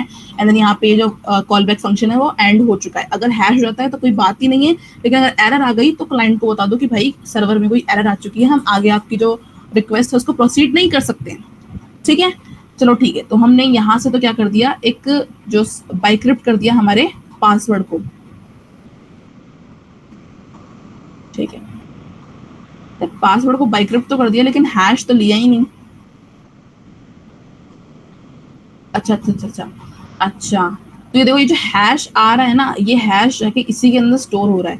अगर ये जो बाइक्रिप्ट डॉट हैश है, ये जो हमारे पासवर्ड को जब हैश करेगा तो दो चीजें दे सकता है, या तो हमारे पासवर्ड को सक्सेसफुली हैश कर देगा या फिर कोई ना कोई एरर प्रोवाइड करवा देगा। अगर उसने एरर प्रोवाइड करवाई तो हम क्लाइंट को बोल देंगे कि एरर आ गई है, लेकिन अगर उसने सक्सेसफुली हैश कर दिया तो वो इस सेकंड पैरामीटर में चला जाएगा एंड अब यहाँ पे वो यूज होगा। अब यहाँ पे वो क्या काम कर रहा है, डेटाबेस के ऊपर ये जो क्वेरी है ये रन की जा रही है। कौन सी क्वेरी रन की जा रही है, इंसर्ट इनटू यूजर्स। इंसर्ट करो इस डेटा को यूजर्स नाम की टेबल के अंदर। कौन कौन से कॉलम्स, यूजर नेम कॉलम और पासवर्ड नाम के कॉलम में ये जो डेटा मैं दे रहा हूँ आपको, उसे आपको क्या करना है, इंसर्ट करना है यूजर नाम की टेबल के अंदर, ठीक है। और उनकी वैल्यूज क्या होंगी, यूजर नेम एंड हैश, ठीक है। अब मैंने लास्ट टाइम भी आपको बताया था कि हम ये जो क्वेश्चन मार्क है वो क्यों यूज करते हैं, ताकि एसक्यूएल इंजेक्शन नहीं आए। एसक्यूएल इंजेक्शन बेसिकली होते हैं जो क्या बोलते हैं उसे, सिक्योरिटी पर्पस के लिए। अगर हम डायरेक्टली इनको यूज करते हैं तो वो कुछ ना कुछ प्रॉब्लम क्रिएट कर देता है, ठीक है। हैकर्स वगैरह कुछ प्रॉब्लम क्रिएट कर सकते हैं। तो इसीलिए एडवाइस यही होती है कि यहाँ पे आप क्वेश्चन मार्क लिखो एंड कॉमा डाल के यहाँ पे एरे के फॉर्मेट में जो लाइन वाइज कि पहले क्वेश्चन मार्क पे कौन सी चीज यूज होगी वो आपको पहले लिखनी है, दूसरे क्वेश्चन मार्क पे कौन सी चीज यूज होगी वो आपको दूसरी जगह लिखनी है, ठीक है। तो पहले क्वेश्चन मार्क पे क्या यूज होगा, यूजर नेम, दूसरी जगह पे होगा हैश्ड, ओके। देन अब अगर ये जो क्वेरी है वो सक्सेसफुली हो गई है, सक्सेसफुली कंप्लीट हो गई है, तब तो क्या होगा, हम शेयर कर देंगे रिस्पॉन्स। किसको शेयर कर देंगे, हमारे क्लाइंट को। लेकिन अगर बाई चांस कोई एरर आ गई है तो हम क्या रिस्पॉन्स शेयर करेंगे, 400, ठीक है। और वो केवल एक ही कंडीशन पे आ सकती है एरर, कि हमारा जो यूजर नेम है वो ऑलरेडी एग्जिस्ट हो। अब आप बोलोगे कि मैम आपने यहाँ पे तो कोई ऐसा कोड लिखा ही नहीं जिससे हम चेक कर रहे हैं कि यूजर नेम ऑलरेडी एग्जिस्ट है ना, ऐसा तो आपने कोड कोई लिखा ही नहीं। तो देखो याद करो वो टाइम जब हम db.js बना रहे थे, है ना। यहाँ पे हमने यूजर नेम के अंदर क्या लिखा था, यूनिक लिखा था। तो क्या कर रहा है, यूजर नेम केवल यूनिक यूजर नेम को ही ले रहा है, सेम यूजर नेम को नहीं लेगा। और अगर यूनिक को ही ले रहा है और अगर हमने सेम यूजर नेम डालने की कोशिश करी तो वो ये एरर हमें रिटर्न कर देगा, ठीक है। ये एरर हमें रिटर्न कर देगा और हम क्लाइंट को जाके बोल देंगे कि भाई साहब आप कॉपी यूजर नेम यूज कर रहे हो, कोई यूनिक चीज लेके आओ, ठीक है। ये चीज हो गया। और अगर उसने यूजर नेम जो है वो यूनिक यूज किया तो यूजर रजिस्टर सक्सेसफुली, ये रिस्पॉन्स हम किसको सेंड कर देंगे, हमारे क्लाइंट को, ठीक है। तो ये आपको समझ में आया, यानी कि एक तो इंपोर्ट कैसे कर रहे हैं और साथ में ये जो फर्स्ट राउट हमने क्रिएट किया, फर्स्ट एपीआई जो हमने अभी क्रिएट करी है साइन अप नाम की, और कैसे हम यूजर नेम एंड पासवर्ड को हम स्टोर कर रहे हैं, ये आपको समझ में आया या नहीं आया। Everyone give me quick response अगर समझ में आया हो तो। ओके मनीष एंड नेहा, कार्तिक, देखो एक चीज याद रखना, कोई भी क्वेश्चन हो बता देना, कोई प्रॉब्लम नहीं है। अपन 1 घंटा लग जाए, 2 घंटा लग जाए, मैं बता दूंगी, ठीक है। ऐसा नहीं है कि मैं आपका टाइम वेस्ट करूंगी, बाद में बता देंगे इस क्लास के बाद में, लेकिन टेंशन मत लो, क्वेश्चन पूछना इंपॉर्टेंट है, ठीक है। अगर हो तो, नहीं तो देखो आराम से क्लास चल रही है, क्लास को आराम से चलने दो, ओके ग्रेट। वैसे आपको सबको समझ में आ रहा है, very well done everyone, great. बस ऐसे ही समझ में आता रहे आपको, ओके बस 1 मिनट। तो अभी आपको देखो फर्स्ट जो साइन अप राउट है वो आपको समझ में आ गया, ठीक है। नाउ अभी मैं आपको नेक्स्ट चीज बताती हूँ और वो क्या है, लॉगिन राउट, ठीक है। लॉगिन राउट बताऊंगी एंड यहाँ पे हम क्या करेंगे, JWT टोकन का हम यूज करने वाले हैं, ठीक है। तो इसको मैं कॉपी करके आपको पहले VS कोड में समझाती हूँ कि कैसे लॉगिन राउट वर्क कर रहा है, ओके। सो साइन अप राउट तो हमारा बन चुका है, अब बारी है लॉगिन राउट बनाने की। तो ये है हमारा लॉगिन राउट, ओके दिख रहा होगा सबको अच्छे से। एंड ये थोड़ा सा मेसी है तो, अच्छा 1 मिनट, थोड़ा सा मेसी है तो मैं इसको थोड़ा सा क्लीन कर लेती हूँ, ठीक है। तो थोड़ा स्पेस देते हैं। फर्स्ट लाइन में वो क्या दिख रहा है, JWT सीक्रेट, ठीक है। और यहाँ पे मेरी जो सीक्रेट की है उसका नाम है योर सुपर सीक्रेट की, ये मेरी सीक्रेट की का नाम है। आप कुछ भी डाल सकते हो, ABC XYZ 1 2 3 कुछ भी डाल सकते हो। मेरी सुपर की का नाम है, मेरी सीक्रेट की का नाम है ये, और इसको मैं यूज करूंगी आगे जब मैं JWT टोकन क्रिएट करने वाली होंगी, ठीक है। देन अभी इसको थोड़ा सा स्पेस देते हैं, ओके। तो यहाँ क्या चल रहा है, जब मैंने आपको बताया था पोस्ट रिक्वेस्ट है, इसका मतलब पक्का बॉडी तो भेजेगा क्लाइंट, ठीक है। क्लाइंट जो बॉडी भेजा क्लाइंट ने और हमने उस बॉडी के अंदर से यूजर नेम एंड पासवर्ड निकाल लिए, ठीक है। अब की बार अच्छे से ध्यान रखना, ये क्या है, लॉगिन है। हमें स्टोर नहीं करना हमारे डेटाबेस में, हमें क्या करना है, हमें जो डेटा है उसको चेक करना है, कंपेयर करना है, ठीक है, स्टोर नहीं करना। सो यहाँ क्या है, यूजर नेम पासवर्ड। देन उसके बाद में db.get सेलेक्ट स्टार फ्रॉम। अभी क्या चल क्या रहा है, हमने यहाँ पे यूजर नेम एंड पासवर्ड ले लिया। अब हम क्या करेंगे, हमारे जो डेटाबेस है उसमें चेक करेंगे कि क्या इस यूजर नेम नाम का कोई यूजर नेम अवेलेबल है या नहीं है, ठीक है। ये सिंपल सी चीज चेक करेंगे। तो यहाँ पे हमने ये क्वेरी रन करी, सेलेक्ट स्टार फ्रॉम यूजर्स, जहां यूजर नेम इस यूजर नेम के इक्वल। और ये यूजर नेम कौन सा है, ये वाला यूजर नेम जो हमें बॉडी से मिल रहा है। अगर प्रॉपरली हमें मिल गया यूजर नेम तब तो ठीक है, हम आगे प्रोसीड करेंगे। अगर एरर आ जाती है, एरर अगर आ जाती है तो हम क्या करेंगे, हमारे क्लाइंट को बोल देंगे कि भाई हमारे साइड कुछ एरर आ गई है, तो तुम्हारी जो रिक्वेस्ट है वो फुलफिल नहीं हो सकती है, ठीक है, तो ये बता देंगे। लेकिन अगर हमारी कोई एरर नहीं आई और हमें यूजर मिल गया, आराम से हमें यूजर मिल गया, तो वो यूजर कहाँ जाके स्टोर हो जाएगा, इस पैरामीटर के अंदर।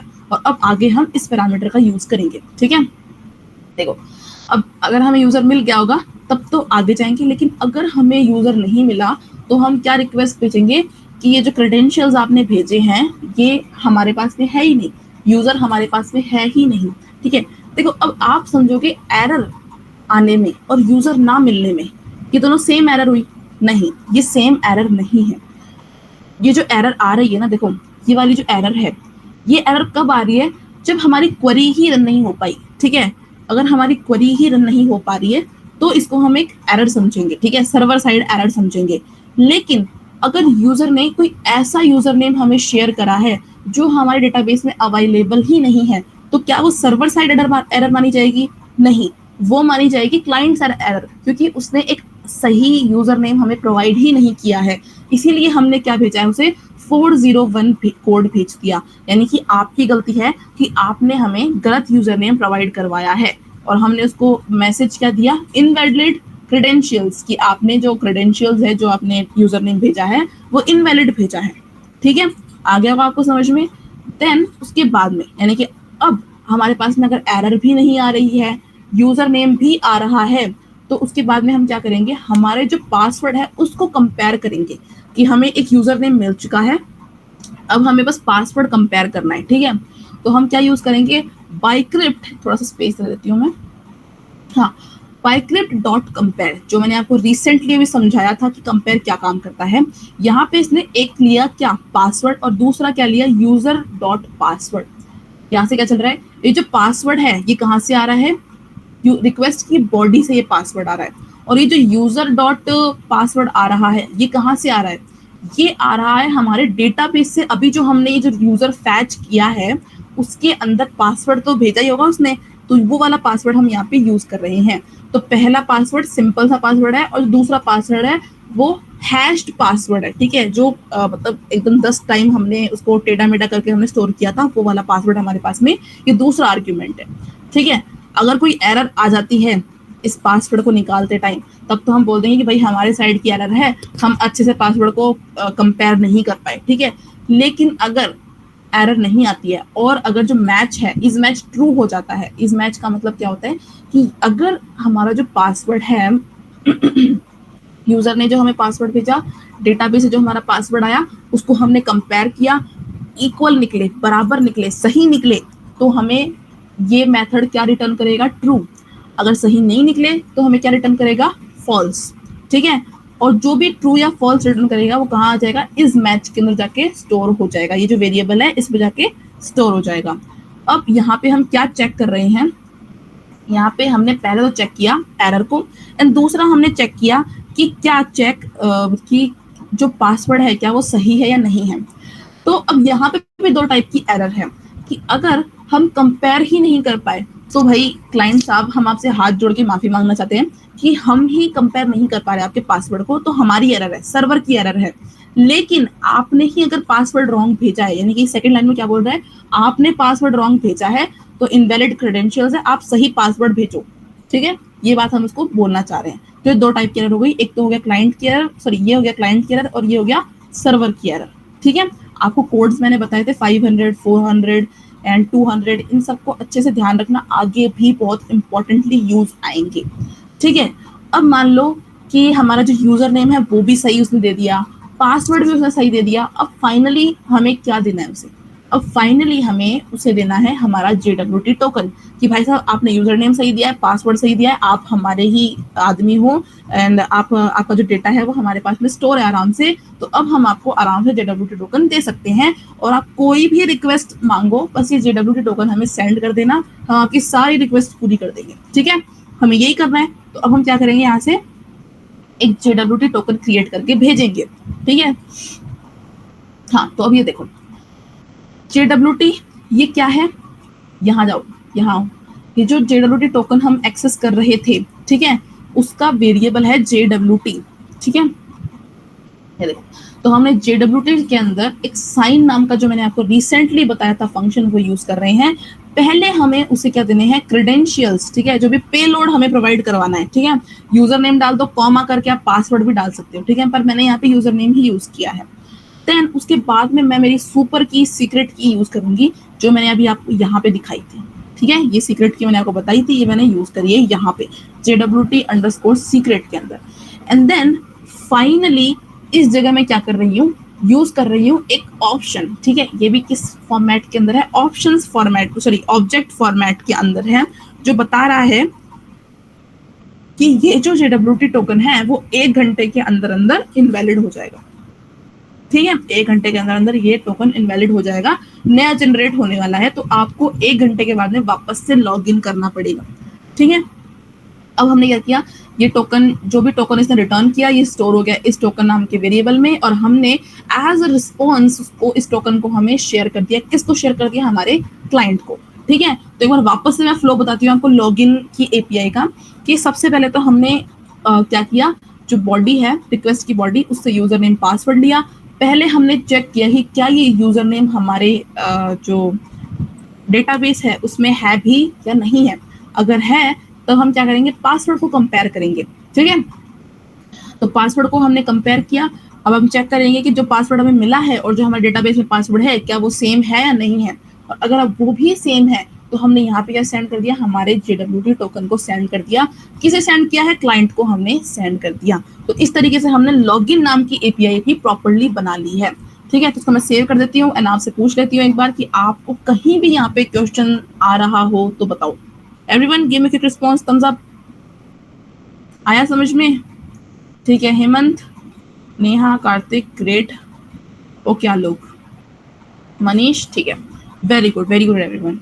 ठीक है, सो अभी जो एंड में रिजल्ट्स आएंगे वो बहुत अच्छे आएंगे। ठीक है, टेंशन मत लेना। सो अब यहाँ पे हमने क्या देख लिया, लॉगिन का राउट देख लिया, साइन अप का राउट देख लिया, जो भी बेसिक इंपोर्ट करने थे वो सारे हमने देख लिए ना। फाइनली हम थोड़ा सा मिडलवेयर के बारे में पढ़ लेते हैं, क्योंकि मैंने लास्ट टाइम आपको, मतलब ये जो स्लाइड मैंने बताई थी रिसेंटली, उसमें थोड़ा सा कम मिडलवेयर के बारे में बताया था। एंड मिडलवेयर एक इंपॉर्टेंट टॉपिक है, इसलिए मैं आपको थोड़ा सा अच्छे से इलेबोरेट करके समझा देती हूँ। ठीक है, so what is a middleware? Middleware को आप एक चेक पॉइंट की तरह समझो, एक एप्लीकेशन का चेक पॉइंट। चेक पॉइंट का मतलब समझ लो कि अगर जब भी आप कभी किसी हिस्टोरिकल प्लेस में जाते हो, किसी भी बड़े मंदिर में जाते हो, तो या फिर मॉल में जाते हो, तो पहले आपको एक, जो एक क्या बोलते हैं उसको, एक दहलीज सी आती है जिसमें आप जाते हो, अगर आपके पास में कुछ भी नुकीला सामान है तो वो बीप बीप करने लग जाती है। ठीक है, तो बेसिकली उससे आपको जाना पड़ता है, उसको हम चेक पॉइंट कह सकते हैं। कि अगर इस चेक पॉइंट को पार कर लिया बिना बीप के तो आप एंटर कर सकते हो, वरना आपको बाहर निकाल दिया जाएगा कि भाई आपके पास में कुछ ना कुछ खतरनाक हथियार है। ठीक है, तो इसको समझ लो। तो वो सब तो होते हैं प्लेस के लिए, और ये चेक पॉइंट है हमारे मिडलवेयर के लिए। ठीक है, अब यहाँ पे समझो, when a request comes into your server. अब रिक्वेस्ट कौन सी, क्लाइंट हमें रिक्वेस्ट करेगा, पोस्ट पोर्ट जो भी, जब हमारे सर्वर में वो आती है, the request passes through middleware function before reaching to the final route। तो फाइनल राउट जाने से पहले वो इस मिडलवेयर फंक्शन में जाएगी, और अगर ये मिडलवेयर फंक्शन पास कर देगा उस रिक्वेस्ट को, तभी वो आगे उस राउट में जाएगी। और अगर मिडलवेयर फंक्शन उसको फेल कर देता है तो बोला आप तो एक्सेस ही नहीं कर सकते, आप बाहर निकल जाओ, वो इसको साफ साफ ये बोलता है। ठीक है, तो मिडलवेयर फंक्शन क्या करता है, पहले चेक कर लेता है, चेकिंग कर लेता है उस पूरी रिक्वेस्ट की कि भाई ये आदमी सही है या नहीं है, और अगर वो जो रिक्वेस्ट है वो वैलिड होती है तभी वो आगे राउट पे शेयर करता है। इससे क्या होता है, सिक्योरिटी बनी रहती है। ठीक है, सिक्योरिटी बनी रहती है, और ये भी ऑथेंटिकेशन एंड ऑथराइजेशन का एक इम्पॉर्टेंट पार्ट है। एंड मैं बताऊंगी कि आप ये क्यों यूज आता है, ठीक है। अभी जो हम एग्जाम्पल देखेंगे तब ना, अभी एक एग्जाम्पल देख लो, ठीक है, एक बहुत अच्छा एग्जाम्पल देख लो। जब कभी आप किसी कंसर्ट में एंटर कर रहे हो, ठीक है, या फिर कोई भी बड़ी जगह एंटर कर रहे हो, वहां पे पहले आपको सिक्योरिटी गार्ड्स आपकी टिकट्स चेक करेंगे, ठीक है। अगर वो सब सही है तब तो आपको एंट्री मिल जाएगी, और अगर नहीं है तो फिर आपको बाहर निकाल दिया जाएगा। और यही काम सेम हमारे एप्लीकेशंस के अंदर है। और ये काम कौन करता है? हमारी एप्लीकेशन का जो बॉडी गार्ड है वो कौन है? वो है मिडलवेयर, ठीक है। नाउ अभी हम इसे क्यों यूज करते हैं? You don't want to write the same check authentication code inside every route, ठीक है। अभी देखो बेसिकली क्या होता है, ये जो मिडलवेयर फंक्शन, नाम क्या है? फंक्शन ही है। इस और फंक्शन की एक प्रॉपर्टी, अगर आपने फंक्शंस कभी अच्छे से पढ़े हैं तो उसकी एक प्रॉपर्टी ये भी होती है कि ये रीयूजेबल कोड को एक्सेस करता है, अपने अंदर एक रीयूजेबल जो कोड है उसको रखता है। जब भी इस कोड की जरूरत होती है तो हम उस फंक्शन को वहां कॉल कर लेते हैं, ठीक है। तो इससे एक पॉइंट तो ये हो गया कि हमें बार बार जो कोड है उसको लिखने की जरूरत नहीं है। हमें वो कोड सिंपली मिडलवेयर फंक्शन के अंदर डाल देना है और मिडलवेयर फंक्शन को कॉल कर देना है। इससे क्या होगा कि हमें बार बार जो रिडंडेंट कोड है वो लिखने की जरूरत नहीं है, ठीक है। कोड कम हो जाएगा हमारा। दूसरी चीज क्या है?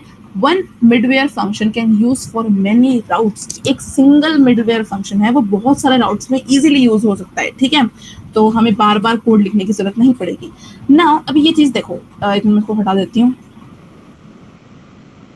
ये हट क्यों नहीं रहा है? Okay great.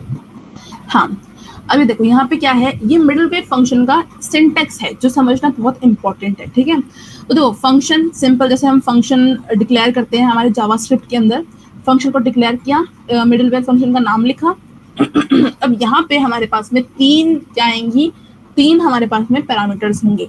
पहला पैरामीटर है रिक्वेस्ट, दूसरा है रिस्पॉन्स और तीसरा है नेक्स्ट, ठीक है। रिक्वेस्ट रिस्पॉन्स तो वैसा ही है। अब अंदर आप कुछ भी कोई कोड लिखा हुआ है, उन कोड से जाना है। अगर उस कोड से जाते जाते अगर वो इस नेक्स्ट नाम के फंक्शन के ऊपर आ जाता है तो इसका मतलब क्या है? वो राउट को एक्सेस कर सकता है, ठीक है। और अगर उसको ये फंक्शन नहीं मिलता है तो क्या होगा? वो राउट को एक्सेस नहीं कर पाएगा। अभी इसको और भी अच्छे तरीके से मैं आपको बताऊंगी। नेक्स्ट एग्जाम्पल जो हम लेने वाले हैं वो यही एग्जाम्पल है, और वो क्या है? मिडलवेयर का एग्जाम्पल है। Just a second. हाँ, तो ये क्या है? मिडलवेयर का एग्जाम्पल। एंड एक काम करती हूँ, मैं इसको आपको यूज करके दिखाती हूँ, ठीक है। पहले हम समझ लेते हैं कि मिडलवेयर फंक्शन क्या कर रहा है। तो हमने लॉगिन कर लिया था, साइन अप कर लिया था, एंड फाइनली हम मिडलवेयर फंक्शन करने वाले हैं। ओके सो ओके, अब यहाँ क्या है? फंक्शन। ये क्या है? Authenticate token. ये हमारे मिडलवेयर फंक्शन का नाम है। तीन ये क्या है? Request, response, next. ये तीन क्या है? इसकी क्या बोलते हैं आप इसको? पैरामीटर्स, ठीक है। एंड देन सबसे पहले यहाँ क्या हो रहा है कि जो रिक्वेस्ट है, रिक्वेस्ट के अंदर गारंटी है कि क्लाइंट ने हमें कोई ना कोई हेडर भेजा होगा, एंड उस हेडर के अंदर क्लाइंट ने क्या भेजा होगा? हमें एक JWT टोकन। अब ये जो हमारा मिडलवेयर है वो इस JWT टोकन को चेक करने का ही काम कर रहा है, ठीक है। कैसे कर रहा है? देखो, रिक्वेस्ट के अंदर हेडर से, है ना, रिक्वेस्ट के अंदर हेडर नाम की एक प्रॉपर्टी है, उसके अंदर ऑथोराइजेशन नाम की एक प्रॉपर्टी है, ठीक है। ओ सॉरी, उसके अंदर ऑथराइजेशन नाम की प्रॉपर्टी है, उसको इस वेरिएबल के अंदर स्टोर कर दो। अब आप बोलोगे कि जब आपने रिक्वेस्ट डॉट यूज किया है तो यहाँ पे भी डॉट यूज कर लो। ये यहाँ पे ब्रैकेट नोटेशन यूज किया गया है, ठीक है। यहाँ पे आपको ब्रैकेट नोटेशन ही यूज करना है क्योंकि ये इसके अंदर है। हालांकि डॉट भी यूज कर सकते थे, लेकिन कोई ना कोई रीजन है। एक मिनट, देखो क्योंकि यहाँ पे कंटेंट टाइप आता है, ठीक है। कंटेंट टाइप को जब आप यूज करते हो तो उसमें भी आप डबल कोट्स यूज करते हो, तो आई थिंक इसलिए यहाँ पे भी ऑथराइजेशन में एक डबल कोट्स एंड साथ में जो ब्रैकेट नोटेशन है वो यूज करना जरूरी है। एंड वैसे अगर चाहो तो एक बार डॉट नोटेशन भी ट्राई करके देख लेना कि डॉट नोटेशन भी क्या यहाँ पे वर्क कर सकता है, एंड देन आपको पता चल जाएगा कि कौन सा बेटर रहेगा यूज करने में, ठीक है। तो ओके, सो सिंपल सी जो लाइन है वो बता क्या रही है आपको कि जो रिक्वेस्ट का हेडर है, उस हेडर के अंदर जो ऑथराइजेशन है, उसके अंदर जो टोकन है, वो टोकन आप यहाँ इसके अंदर ऐड कर दो, ठीक है। इस वेरिएबल के अंदर स्टोर कर दो, ठीक है। अब यहाँ समझना बहुत इंपॉर्टेंट चीज है, ये क्या हो रहा है यहाँ पे समझना, ठीक है। सो यहाँ पे क्या है एम्परसेंड एम्परसेंड, ये क्या है ऑपरेटर, कौन सा ऑपरेटर, बाइनरी ऑपरेटर। और ये क्या काम करता है, अगर इसका लेफ्ट एंड जो राइट साइड अगर दोनों ट्रू है तभी ये यहाँ पे ट्रू प्रोवाइड करेगा, वरना यहाँ पे ये ट्रू प्रोवाइड नहीं करेगा। ठीक है, तो अब ऑथराइजेशन हेडर जो है, ऑथ हेडर है, वो ट्रू कैसे कब प्रोवाइड करेगा, जब यहाँ से कुछ ना कुछ निकल के इसमें स्टोर होगा। अगर इसमें कुछ स्टोर नहीं होगा तो इसका मतलब ये सिंपली क्या है, फॉल्स है। दूसरी चीज, अगर मान लो ये ट्रू हो गया तो यहाँ पर चल क्या रहा है, अब मान लो एग्जांपल देती हूँ मैं आपको, ठीक है। हमारा जो ऑथ हेडर है वो क्या है, बियर, BEAR, यही करते हैं हम, एंड देन उसके बाद में कुछ भी टोकन आता है, ठीक है। ऐसे तो देते हैं हम, याद करो, हम ऐसे ही जो JW टोकन है उसको हम लिखते हैं, ठीक है। पहले हम बियरर लिखते हैं एंड देन उसके बाद में हमारा जो टोकन है वो हम यहाँ पे लिख देते हैं, ठीक है। तो दूसरी लाइन है वो क्या कर रही है, इस ऑथ हेडर को स्प्लिट कर रही है। स्प्लिट मतलब मैंने बताया था वो क्या कर रहा है, ये स्प्लिट कर रही है किसके बेसिस पे, स्पेस के बेसिस पे ये स्प्लिट कर रही है। किसको स्प्लिट कर रही है, इस ऑथ हेडर को। तो इसका मतलब क्या होगा, हमारे पास में एक एरे बन जाएगा, एरे आ जाएगा, है ना। और उसके अंदर हमारे पास में क्या बन जाएंगे, दो एलिमेंट्स बन जाएंगे, है ना। ये दो एलिमेंट बन गए, एक तो बियरर और एक बन गया ये हमारा टोकन। दो एलिमेंट बन गए, किसके कारण बने, स्प्लिट का यूज करने के कारण। एंड अब हमें जो फर्स्ट इंडेक्स है उसके ऊपर जो चीज है वो हमें एक्सेस करनी है। अब फर्स्ट इंडेक्स पे कौन सी है, ये तो है 0th इंडेक्स पे और ये क्या है फर्स्ट इंडेक्स पे। तो इससे हमने क्या किया, जो हमारा टोकन है उसको हमने एक्सेस कर लिया आराम से, समझ रहे हो। तो यहाँ पे क्या हुआ, जो ऑथ हेडर है उसको हमने स्प्लिट के थ्रू एरे के अंदर कन्वर्ट कर दिया और हमारे पास में दो एलिमेंट्स आ गए एरे में, जिसमें हमें सेकंड एलिमेंट हमें यूज करना है और सेकंड एलिमेंट ही हमारा JWT टोकन है, ठीक है। और अगर अब यहाँ पे देखो, अब मैंने इसको यहीं क्यों लिखा, क्योंकि मान लो किसी ने हमें सेकंड एलिमेंट दिया ही नहीं, उसने केवल बियरर लिख के छोड़ दिया, तो इसका मतलब क्या होगा, ये हो जाएगा फॉल्स। और अगर ये यहाँ पे फॉल्स हो गया तो जो टोकन है ये भी फॉल्स हो जाएगा, इसलिए वो आगे वर्क ही नहीं कर पाएगा, ठीक है। ये कंडीशंस हैं, इनको आपको ध्यान रखना समझना बहुत इंपॉर्टेंट है, ठीक है। तो अब मान लेते हैं कि हमारे पास में ऑथ हेडर भी आ गया है, साथ में जब हमने इसको स्प्लिट करके देखा तो इसको जो फर्स्ट इंडेक्स है उसके ऊपर हमारे पास में JWT टोकन भी मिल गया है। इसका मतलब ये भी ट्रू है, ये साइड भी ट्रू है और ये साइड भी ट्रू है, ये दोनों ट्रू है। इसका मतलब जो टोकन है वो भी ट्रू होगा। अगर बाई चांस हमारा टोकन फॉल्स हो जाता है, ठीक है, यानी हमारा टोकन फॉल्स हो जाता है, तो हम जो क्लाइंट है उसको शेयर कर देंगे एक रिस्पॉन्स, बोलेंगे भाई साहब आपने JWT टोकन भेजा ही नहीं है, आप अनऑथोराइज्ड हो, ठीक है। ये हम बोल देंगे साफ साफ उसके मुंह पे। नाउ नेक्स्ट चीज देखते हैं, ठीक है। तो और अगर टोकन ट्रू होगा तो हम क्या करेंगे, आगे बढ़ेंगे, ठीक है। आगे बढ़ने पे हम क्या करेंगे, वेरीफाई करेंगे कि जो टोकन उसने भेजा है क्या वो सच में सही टोकन है या उसने अपने मर्जी से कोई टोकन बना के भेज दिया। एक मिनट में इसको डिलीट कर देती हूँ, ये मैंने केवल आपको समझाने के पर्पज से लिखा था, कोई वैसा नहीं था, है ना। ओके, सो यहाँ पे मैं क्या करती हूँ, जो JWT टोकन है उसको मैं वेरीफाई करूंगी, ठीक है। सबसे पहले आपको लिखना है अपना टोकन, यानी जो क्लाइंट ने हमें टोकन सेंड किया है वो। उसके बाद आपको लिखना है सीक्रेट की, जो मैंने ऊपर सीक्रेट की बनाई थी वो मैं यहाँ पे लिखूंगी। अब अगर कोई एरर आ जाती है तो वो एरर इसमें चली जाएगी, ओके। एंड हम भेज देंगे 403। 403 का मतलब होता है कि आपका जो टोकन है वो इनवैलिड टोकन है, ठीक है। आपको जो भी आप जेसन टोकन भेज रहे हो वो इनवैलिड है। और अगर ये जो वेरीफाई है वो सक्सेस हो जाता है, ट्रू हो जाता है, तो वो यूजर निकाल के दे देगा। यूजर निकालने का मतलब देखो क्या होता है, यहाँ पे हम क्या कर रहे हैं, हमारे जो यूजर है, ये जो यूजर है ना, इसको हम कन्वर्ट कर रहे हैं, इसको कन्वर्ट करके हम निकाल रहे हैं टोकन। और यहाँ पे हम क्या कर रहे हैं, हमारे टोकन को कन्वर्ट करके निकाल रहे हैं यूजर।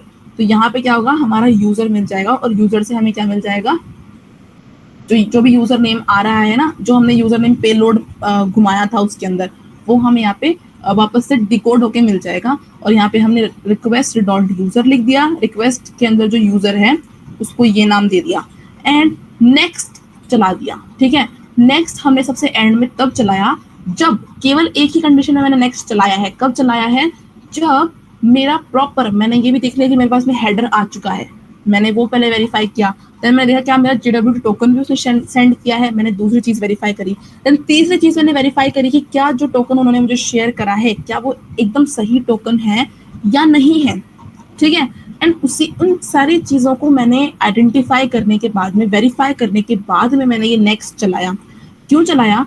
क्योंकि एक चीज़ और, क्योंकि मैं जब ये राउट, एक मिनट रखना, इसको मैं एक बार कॉपी करके दिखाती हूँ आपको। हाँ, ओके। सो अभी जब मैं ये राउट ये यूज़ करूँगी ना, उसी के बाद ओके यहाँ पे देखो, अब मैंने क्यों बताया, क्यों मैंने ये नेक्स्ट एंड में लिखा, ये मैं आपको समझाती हूँ, ठीक है। तो यहाँ देखो मैंने एक राउट क्रिएट किया है। इस बार ये जो राउट है वो कौन सा राउट है? होम राउट, ठीक है, स्लैश होम नाम का राउट है। एंड हमेशा एक चीज याद रखना, मिडलवेयर फंक्शन का स्पेस कहाँ होता है? पहले आपको लिखना है अपना राउट का पाथ, जो मैंने लिख दिया। देन उसके बाद में आपको लिखना है second, as a second parameter आपको लिखना है जो आपका मिडलवेयर फंक्शन है उसका नेम आपको यहाँ पे लिखना है, ठीक है। तो मैंने लिख दिया authenticate token, okay. And then उसके बाद में आपको अपना कॉल बैक फंक्शन लिखना है। ऐसे नहीं कि आपने सेकंड जो यहाँ पे दूसरी जगह दूसरे पैरामीटर में आपने अपना कॉल बैक फंक्शन लिख दिया। अब इससे होगा क्या? इससे जैसे ही एक गेट नाम की रिक्वेस्ट आएगी हमारे होम राउट के ऊपर, जैसे ही एक गेट नाम की रिक्वेस्ट हमारे होम राउट के ऊपर आएगी तो सबसे पहले वो कहाँ जाएगी? इस मिडलवेयर फंक्शन के अंदर, ठीक है।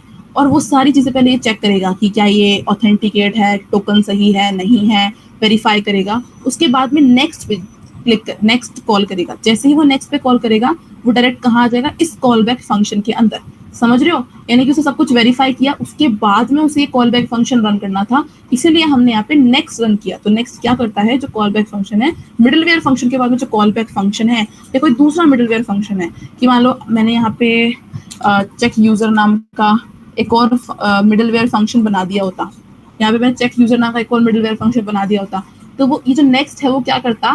पहले ये जो नेक्स्ट है ये इसमें जाता, ठीक है, इस मिडलवेयर फंक्शन में जाता। एंड इस मिडलवेयर फंक्शन के अंदर जब नेक्स्ट मेथड कॉल होता तब वो इस कॉल बैक फंक्शन को कॉल करता।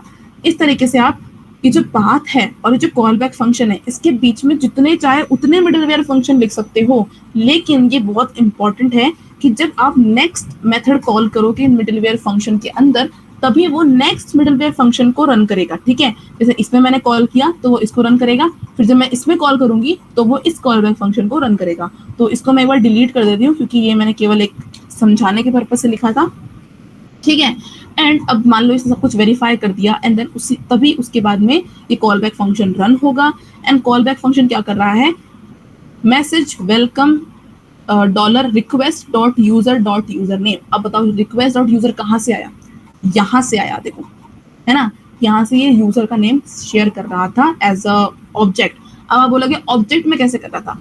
तो मेरे प्रिय स्टूडेंट्स, यहाँ पे मैंने आपको बताया था कि जब हम एक JWT टोकन क्रिएट करते हैं तो हम एक ऑब्जेक्ट के फॉर्मेट के अंदर यूजर नेम ऐड करते हैं, पेलोड देते हैं ऑब्जेक्ट के फॉर्मेट में। तो जब ये रिटर्न करेगा तो भी वो ऑब्जेक्ट के फॉर्मेट में ही हमें रिटर्न करेगा, ठीक है। तो इस तरीके से ये जो हमारा होम राउट है ये प्रोटेक्टेड राउट है। प्रोटेक्टेड राउट का मतलब क्या है कि अगर किसी भी पर्सन को हमारे होम राउट को एक्सेस करना है तो उसको पहले वेरीफाई होना पड़ेगा, उसको सही टोकन देना पड़ेगा, JWT टोकन हमें प्रॉपर सही देना पड़ेगा। केवल उसी केस में हम उसे प्रॉपर वेरिफिकेशन देंगे और हमारा जो होम राउट है उसको एक्सेस करने की परमिशन प्रोवाइड करवाएंगे, वरना हम उसे हमारा होम राउट नहीं देंगे, ठीक है। तो इस तरीके से मैंने इसको कर दिया, सेव कर दिया। और ये लास्ट जो लाइन है ये तो आपको पता होगी कि ये जो 500 नाम का पोर्ट है इसके ऊपर रन करेगा हमारा एक्सप्रेस का सर्वर, ठीक है। तो पहले आप मुझे बताओ कि आपको ये जो मैंने बताया मिडलवेयर फंक्शन के बारे में, कैसे हमने इसे प्रोटेक्टेड बनाया, आपको समझ में आया या नहीं आया? Everyone give me quick response. Okay, Hemant great, Kartik okay, Neha very good, Manish very good, Alok great, very good. Okay, so finally next पे मूव ऑन करते हैं। तो बैकएंड में हमें यही काम करने थे, एक तो करना था राउट्स बनाना, एक करना था डेटाबेस बनाना, और मिडलवेयर फंक्शन में मैंने बता दिए राउट को प्रोटेक्टेड कैसे करते हैं ये भी मैंने आपको बता दिया, ठीक है ना। अब देखते हैं नेक्स्ट क्या लिखा हुआ है, आगे क्या लिखा हुआ है, ठीक है। सो एक बार के लिए चलो एक काम करते हैं, एक बार के लिए इसको मैं रन करके देखती हूँ, है ना। ये जो ऑथेंटिकेट टोकन है इसको मैं एक बार रन करके देखती हूँ कि क्या मैं होम जो है होम को एक्सेस कर सकती हूँ या नहीं कर सकती हूँ। ठीक है, तो अब मैं पहले मुझे क्या करना पड़ेगा, मैंने आपको पहले भी server.js को रन करना सिखाया था, बट एक बार वापस से देख लेना। ठीक है, इसीलिए मैं आपको यहाँ एक बार टर्मिनल अच्छे से खोल के दिखा रही हूँ। ठीक है, ओके सॉरी। तो सबसे पहले मैं यहाँ क्या लिख रही हूँ, मैंने अपना जो पाथ है वो चेंज किया है बैकएंड में। ठीक है, बैकएंड में मैंने मेरा पाथ चेंज किया। अब मैं क्या करूँगी यहाँ से, अब मैं यहाँ से पहले तो रन करूँगी मेरी डेटाबेस की फाइल को। क्यों रन करूँगी, ताकि मेरा जो डेटाबेस है यूज़र नाम की जो टेबल है वो क्रिएट हो जाए। तो मैं लिखूँगी यहाँ पे node db.js। ठीक है, मैंने रन किया और अब आप देखोगे कि यहाँ पे users.db नाम की एक फाइल बन चुकी है।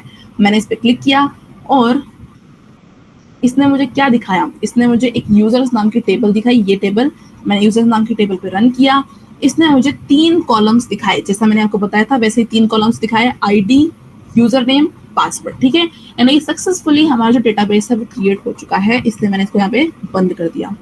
नाउ अब मुझे क्या करना है, मेरा सर्वर रन करना है। ठीक है, सर्वर कैसे रन करते हैं, एक तो कर सकते हैं node server.js से, लेकिन अगर मैं इसके थ्रू अगर मैं रन करूंगी, तो अगर मैं इसमें कोई भी चेंज करूंगी मेरी server.js नाम की फाइल में, तो मुझे वापस से इस सर्वर को स्टॉप करना होगा, वापस से इसे रन करना होगा।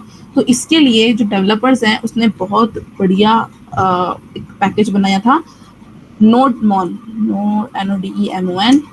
nodemon server.js। ठीक है, अब ये जैसे मैंने रन किया, ठीक है, तो ये क्या किया इसने हमारे जो पोर्ट है 5000 पोर्ट पे रन कर दिया हमारा सर्वर को। ना एक बार चेक कर लेते हैं, होम पोर्ट को एक्सेस करके चेक करेंगे। ठीक है, सो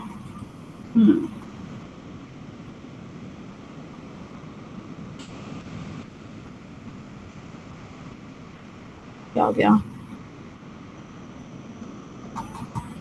एक मिनट,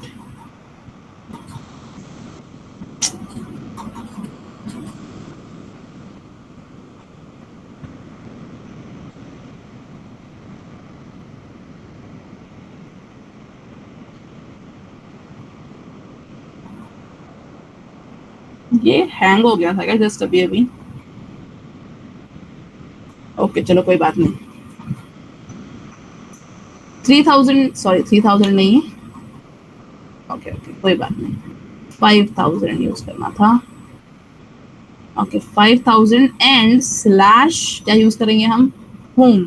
सर्वर हमारा उस साइड चल चुका है, इसीलिए हम होम यूज करेंगे। नाउ अब देखो क्या दिख रहा है आपको, अनऑथोराइज्ड, कि आप होम को यूज नहीं कर सकते। क्यों नहीं कर सकते, क्योंकि आप इस वक्त अनऑथोराइज्ड हो। ठीक है, ऑथोराइज होने के लिए आपको हमें क्या शेयर करना होगा, JWT टोकन। ठीक है, नाउ एक काम करती हूँ, मैं पहले फ्रंट एंड की साइड बनाती हूँ, ताकि हम फ्रंट एंड के थ्रू साइन अप कर सके, लॉग इन कर सके, और उसके बाद फाइनली हम होम जो राउट है हमारा उसको एक्सेस कर सके। ठीक है, सो अभी हम चलते हैं हमारे होम राउट के, सॉरी फ्रंट एंड के लिए। सो फ्रंट एंड ओके, तो फ्रंट एंड में सबसे पहले हम बना रहे हैं हमारा signup.js। ठीक है, तो मैं आपको बता दूंगी, अभी पहले मैं इसको कॉपी कर लेती हूँ एंड देन उसके बाद में कोड समझा दूंगी और उसके बाद में हमारा फ्रंट एंड रेडी हो जाएगा।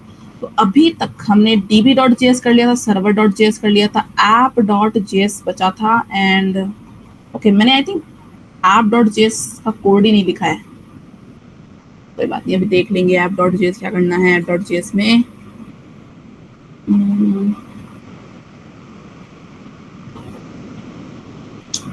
अब कुछ एरर है, क्या एरर है, अच्छा एरर है कि मैंने बाकी का कोड लिखा ही नहीं है, ये एरर है, रिटर्न वाला कोड लिखना था। ठीक है, अभी कोई एरर नहीं है। अच्छा ये एरर हो सकती है क्योंकि ये थोड़ा सा चेंजेस आ जाते हैं, और यहाँ पे भी कुछ एरर है, वो ये एरर है,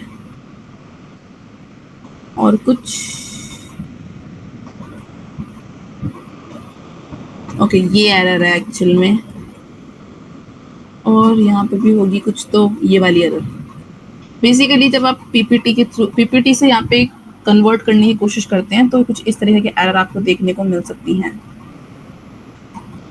ओके अरे एक प्रॉब्लम हो गई, अभी मैंने app.js का कोड मुझे देखना पड़ेगा। कोई बात नहीं, चलो पहले मैं आपको एक्सप्लेन कर देती हूँ, है ना, या फिर मेरे पास में ऑलरेडी सेव होगा, मैं वहां से निकाल के रख दूंगी। ठीक है, सो यहाँ पे हमने हुक्स का यूज कर रखा है, यूजर नेम नाम की एक स्टेट बनाया है, पासवर्ड नाम का स्टेट बनाया है, मैसेज नाम का स्टेट बनाया हुआ है। देन यहाँ पे हमने एक हैंडल साइन अप नाम का फंक्शन बना रखा है, जिसके अंदर हम फैच के थ्रू कॉल कर रहे हैं हमारी कौन सी एपीआई को, /साइनअप नाम की एपीआई को हम कॉल कर रहे हैं किस यहाँ पे, ठीक है, जो 5000 नाम के पोर्ट पे रन कर रही है। ठीक है, इस वक्त अभी हमने सर्वर चला रखा है अपना, है ना, यहाँ पे देख लो ये सर्वर चला रखा है। देन उसके बाद में यहाँ हम क्या कर रहे हैं, यहाँ पे हम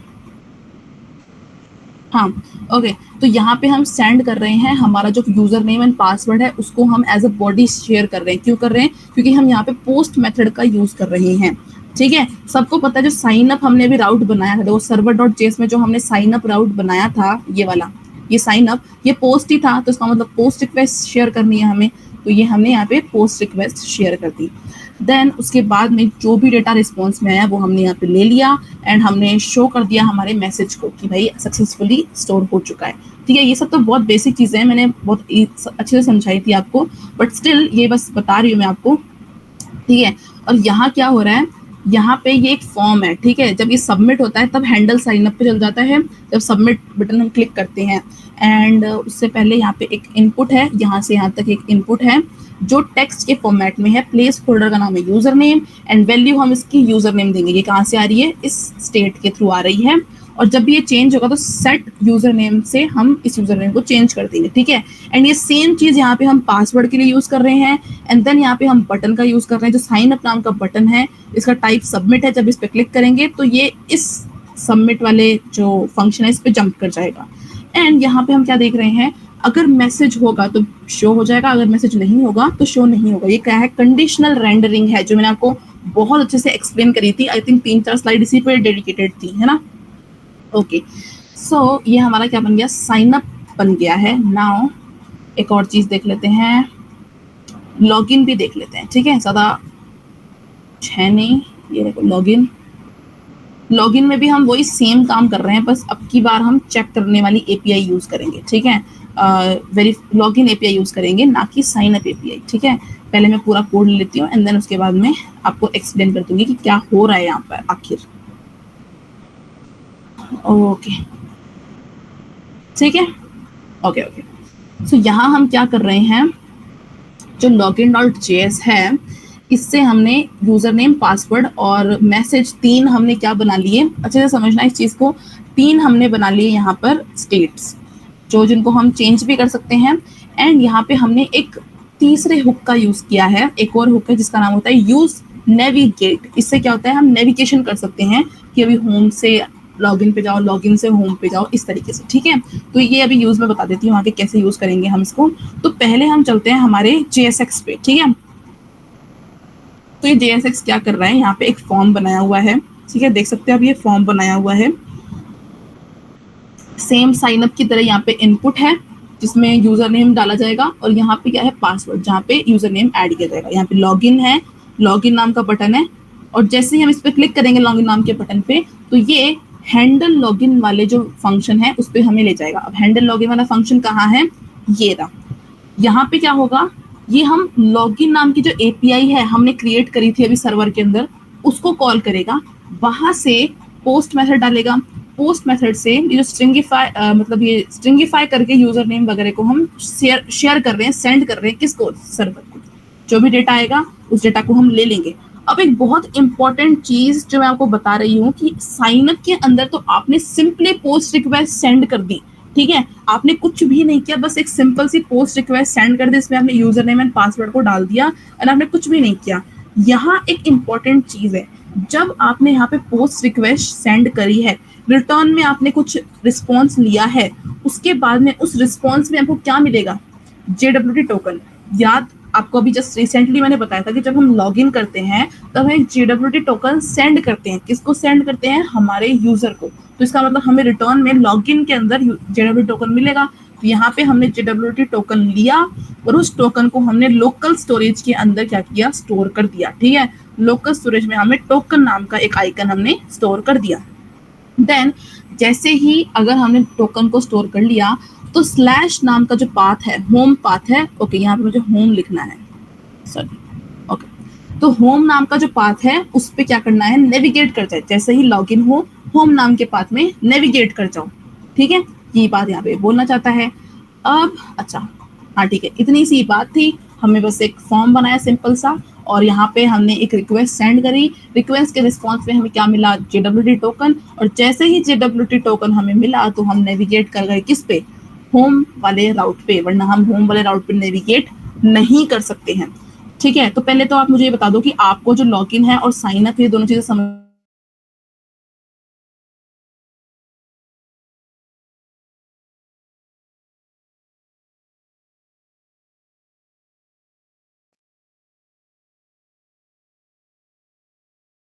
आ गई समझ में? सॉरी, मैं थोड़ा सा लेफ्ट कर गई थी। ओके, हेमंत को समझ में आ गई। And Neha, Kartik, Alok, what about you guys? ठीक है, आप सबको समझ में आ गई, वेरी गुड। ठीक है, तो देखो लॉगिन एंड साइन अप तो बहुत सिंपल सी चीज थी। मैंने रिएक्ट में आपको बहुत सारी कोडिंग प्रैक्टिस करवाई है, तो वैसे भी समझ में तो आनी ही थी। ठीक है, और आपने करी भी है, तो इसीलिए आपको प्रैक्टिस हो गई होगी अभी तक ना। फाइनली अब हम होम पेज देख लेते हैं हमारा। ठीक है, कि हम होम पेज कैसे बनाएंगे। तो होम पेज ये रहा। ठीक है, होम पेज में हमने कुछ भी नहीं किया, छोटा सा कोड है होम पेज का, वो देख लेते हैं बस एक बार के लिए।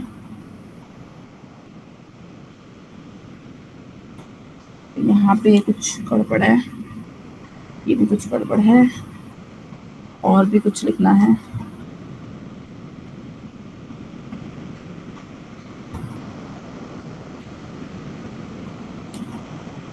ओके, क्या आ गई, एरर तो नहीं है ना? तो एरर नहीं होनी चाहिए भाई, कुछ भी आए।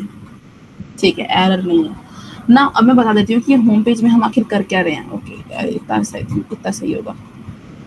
हाँ, होम पेज में हम कर क्या रहे हैं, यहाँ पे हमने एक मैसेज नाम वगैरह बना लिया, एक स्टेट और एक यूज नेविगेशन, ये भी मैंने आपको बता दिया नेविगेट हम कैसे यूज करते हैं। देन अभी यहाँ पे हम क्या कर रहे हैं, यूज इफेक्ट आपको पता होगा कब यूज होता है, जैसे ही जो हमारा कंपोनेंट है वो रेंडर होता है हमारे ब्राउजर के ऊपर, तब भी यूज इफेक्ट नाम का जो फंक्शन है ये कॉल होता है। इसमें हम कर क्या रहे हैं आखिर, हमने यहाँ पे एक फैच डेटा नाम का एक फंक्शन क्रिएट करा है, जिसके अंदर पहले तो हम क्या कर रहे हैं, लोकल स्टोरेज से टोकन नाम का जो डेटा है उसको हम ले रहे हैं। ठीक है, देन उसको हम ये जो हम रिक्वेस्ट शेयर कर रहे हैं ना, यहाँ पे ये जो होम वाली जो एपीआई है, इस पे हम एक रिक्वेस्ट शेयर कर रहे हैं। ठीक है, होम राउट एक्सेस करने के लिए। ठीक है, हमने इस पे रिक्वेस्ट शेयर करी। रिक्वेस्ट शेयर करते टाइम हमने टोकन दिया है इसको। ठीक है, ऑथोराइजेशन टोकन हमने यहाँ पे इसको दिया है। नाउ अब हम क्या कर रहे हैं, यहाँ से जब रिटर्न कुछ करेगा तो हमें कुछ ना कुछ रिटर्न करेगा, वो उस रिटर्न मैसेज को हमने इसमें लिख लिया। ठीक है, ये जो मैसेज लिया है उसमें हम लिख लिया। एंड फाइनली यहाँ पे हमने इस मेथड को कॉल कर दिया, ताकि जैसे ही यूज इफेक्ट रन हो सबसे पहले ये मेथड कॉल हो। जैसे ये मेथड कॉल होगा तो हमें हमारे जो ब्राउजर है उस पर क्या मिलेगा, होम मिलेगा, होम नाम की हेडिंग मिलेगी, और जो भी रिटर्न में हमारे पास में जो हमारी एपीआई है, होम एपीआई जो है, उसने हमें जो भी रिटर्न में मैसेज दिया है वो इस पैराग्राफ के अंदर सेव हो जाएगा। ठीक है, तो मैंने आपको साइन अप बताया, लॉगिन बताया, लॉग आउट भी बताती हूँ। ठीक है, लॉग आउट कैसे कर रहे हैं हम, यहाँ पे ये जो बटन है, बटन बनाया मैंने, किस नाम का बटन बनाया, लॉगिन आउट नाम, एक लॉग आउट नाम का बटन बनाया, जिसमें मैंने ऑन क्लिक में एक फंक्शन लिखा है जिसका नाम है लॉगिन आउट। ठीक है, लॉगिन आउट, ये फंक्शन कौन सा है, ये रहा वो फंक्शन। यहाँ पे चल क्या रहा है, यहाँ पे चल रहा है, मैंने जैसे ही ये फंक्शन कॉल हुआ तो जो लोकल स्टोरेज है वहां से रिमूव आइटम हो गया, जो टोकन नाम का जो आइटम है वो रिमूव हो गया। और जैसे ही वो रिमूव हुआ तो जो नेविगेशन है वो कहाँ चला गया, लॉगिन के ऊपर। यानी कि हमारा जो होम राउट है उसने हमें फेंक दिया किसके ऊपर, लॉगिन राउट के ऊपर हमें फेंक दिया कि पहले तुम लॉगिन करो, हमारा जो टोकन है उसको वापस लाओ, उसके बाद में तुम हमारा होम राउट एक्सेस करना, उससे पहले तुम कोई सा भी राउट एक्सेस नहीं कर सकते। ठीक है, तो ये हमारा लॉग आउट हो गया। ठीक है, लॉग आउट नाम का फंक्शन हो गया। नाउ इसको मैं सेव कर लेती हूँ। एंड एक बहुत इंपॉर्टेंट चीज जो जाननी जरूरी है, और वो क्या है, हमारा जो app.js है ना, तो app.js मेरे पास ऑलरेडी स्टोर्ड है, हालांकि मैंने इसको लिखा नहीं मेरे जो पीपीटी है, तो मैं एक बार आपको 2 मिनट आपको वेट करना पड़ेगा, है ना। मैं इसको निकाल के एक्सप्लेन करती हूँ, ओके।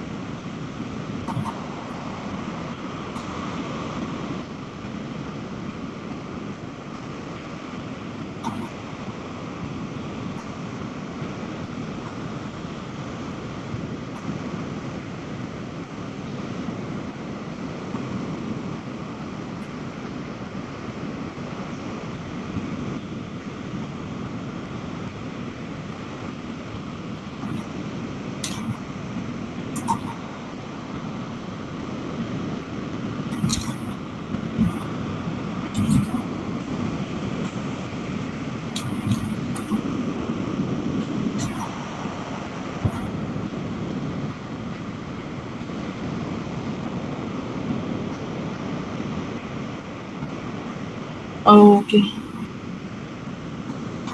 एक मिनट, थोड़ा सा काम है, फिर भी चलो। एक तो हमें ऑफ कोर्स यूज करना पड़ेगा, चल जाना चाहिए आई थिंक।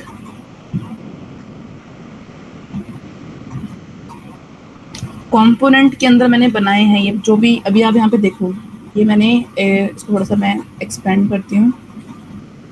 हाँ, ये देखो, मैंने ये फ्रंट एंड वाला बनाया था। फ्रंट एंड के अंदर जो सोर्स है, सोर्स के अंदर क्या है, कंपोनेंट नाम का जो फोल्डर है, उसके अंदर मैंने home.js, login.js and signup.js create किए थे, है ना। तो इसलिए मैं यहाँ पर इसी तरीके से लिख रही हूँ, है ना, login.js, एंड यहाँ पे मैं component/signup.js, ओके। तो ये साइन अप हो गया, ये क्या हो गया, अच्छा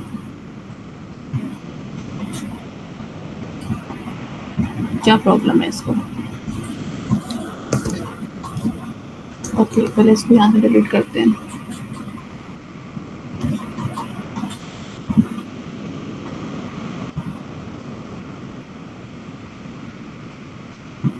GNUP सही तो है,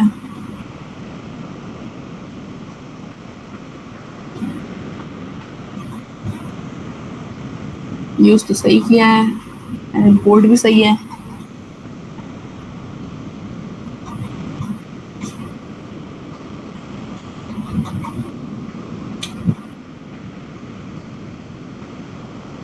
ये अलग बात हो गई। अच्छा, तो मैं अगर स्मॉल में साइन अप डाल रही हूँ तो सही है, बट यहाँ पे तो साइन अप पर में है,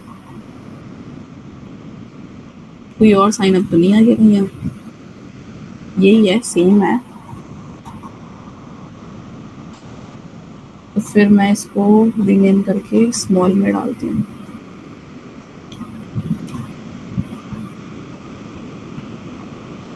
अभी सही रहेगा? ओके, आई थिंक सही है ना? ओके, सो एक मिनट।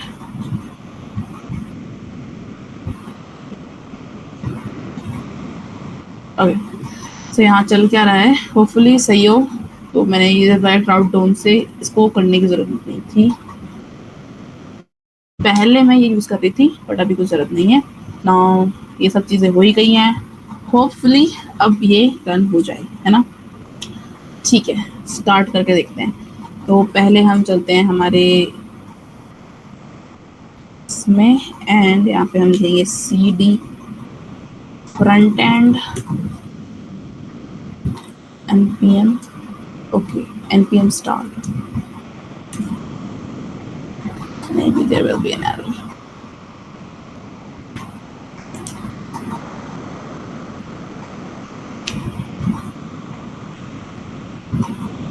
मुझे राउट में एरर लग रही है कि मैंने यहाँ पे एग्जैक्ट यूज कर रखा है, बट पता नहीं करंट के अकॉर्डिंग। अगर देखो चल गया तो बहुत अच्छी बात है, वरना फिर इसको थोड़ा सॉल्व करना पड़ेगा।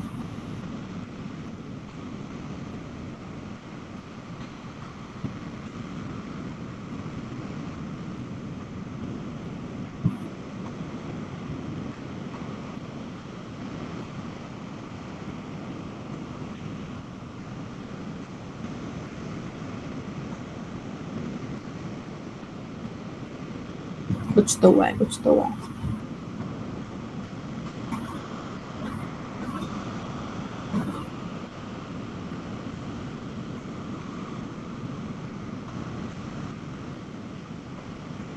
बस हम एकदम एंड पर ही है हमारे जो क्लासेस हैं उसके, सो बस ये एरर नहीं दे app.js, बाकी सब सही है।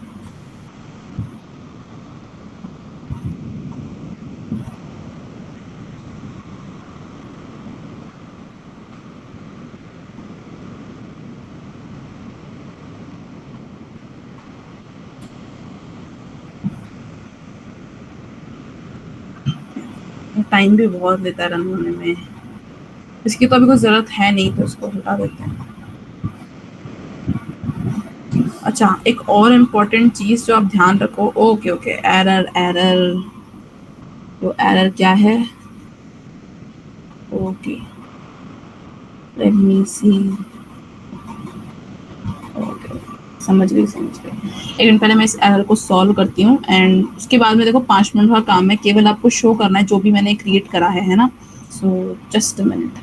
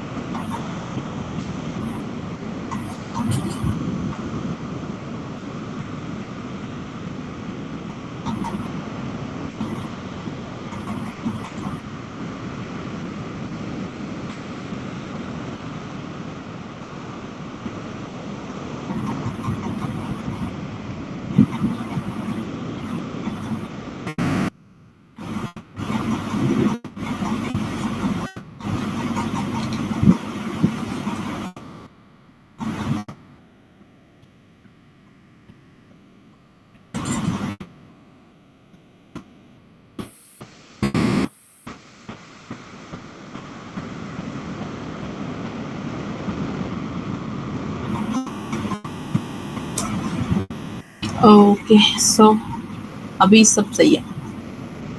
मैं एक बार एक्सप्लेन कर देती हूँ आपको, है ना।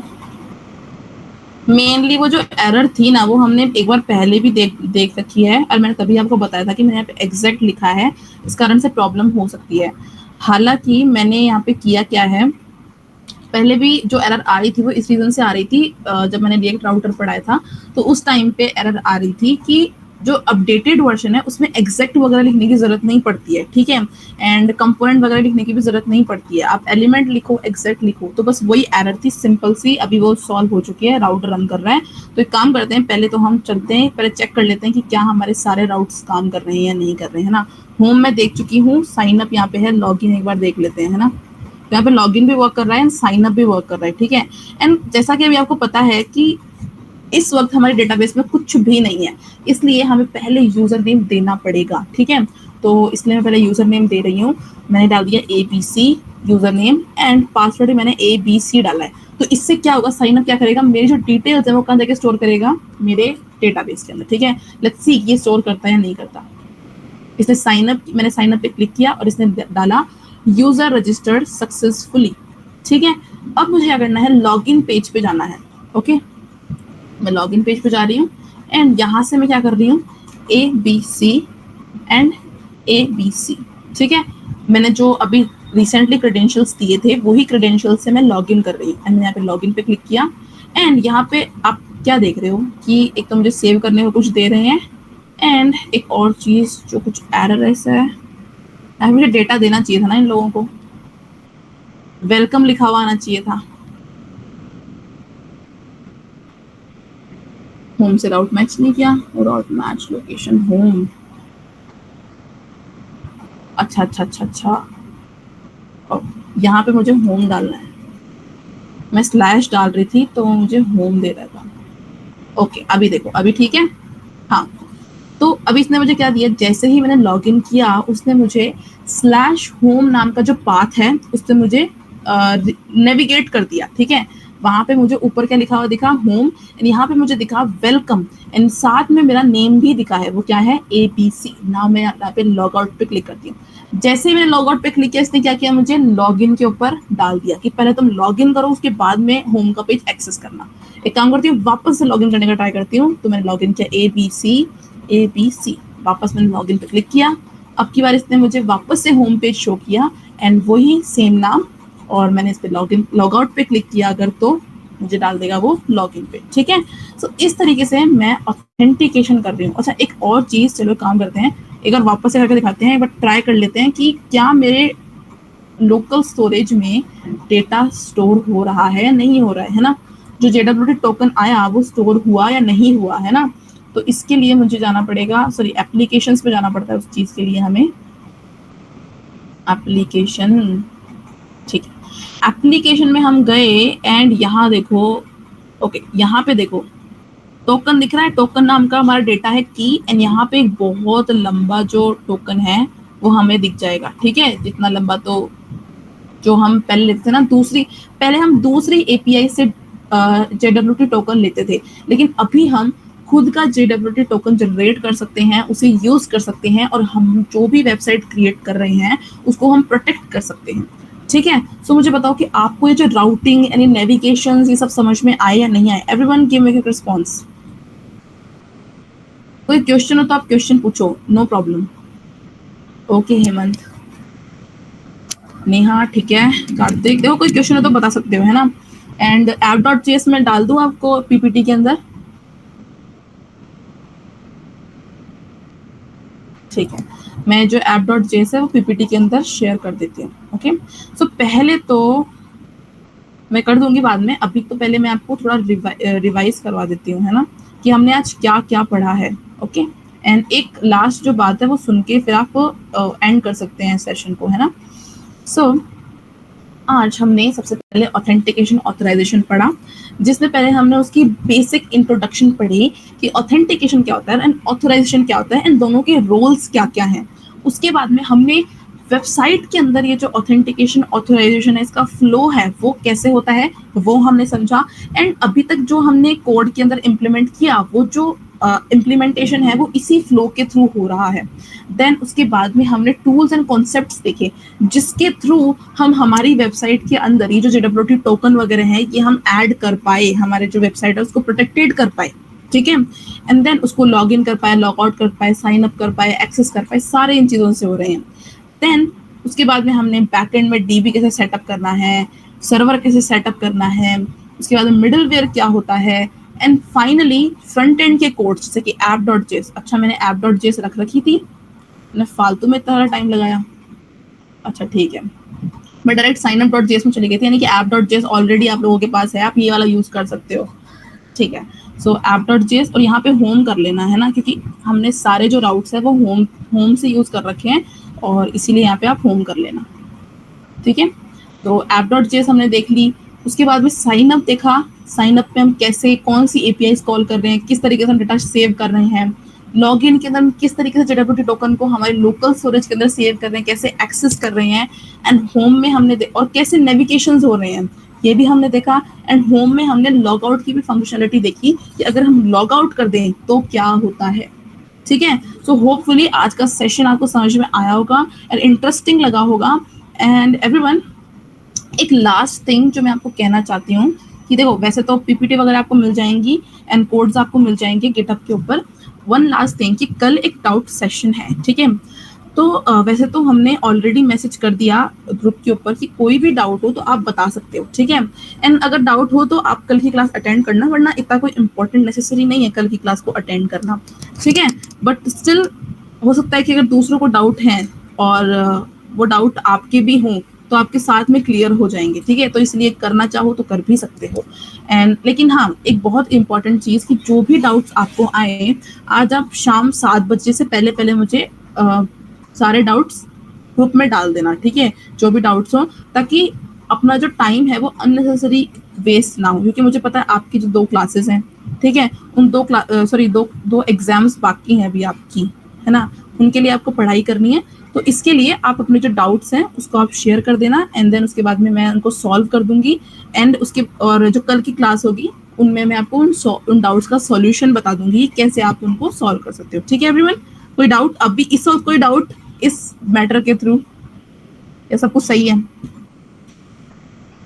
ओके हेमंत, ओके नेहा, ठीक है। तो एंड करें सेशन, एंड करते हैं।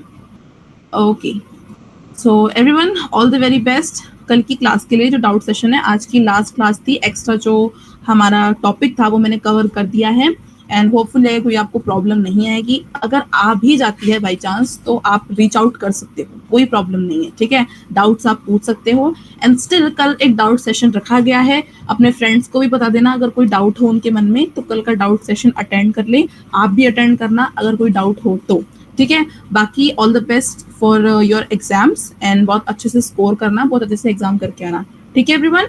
सो बाय बाय, टेक केयर, ठीक है।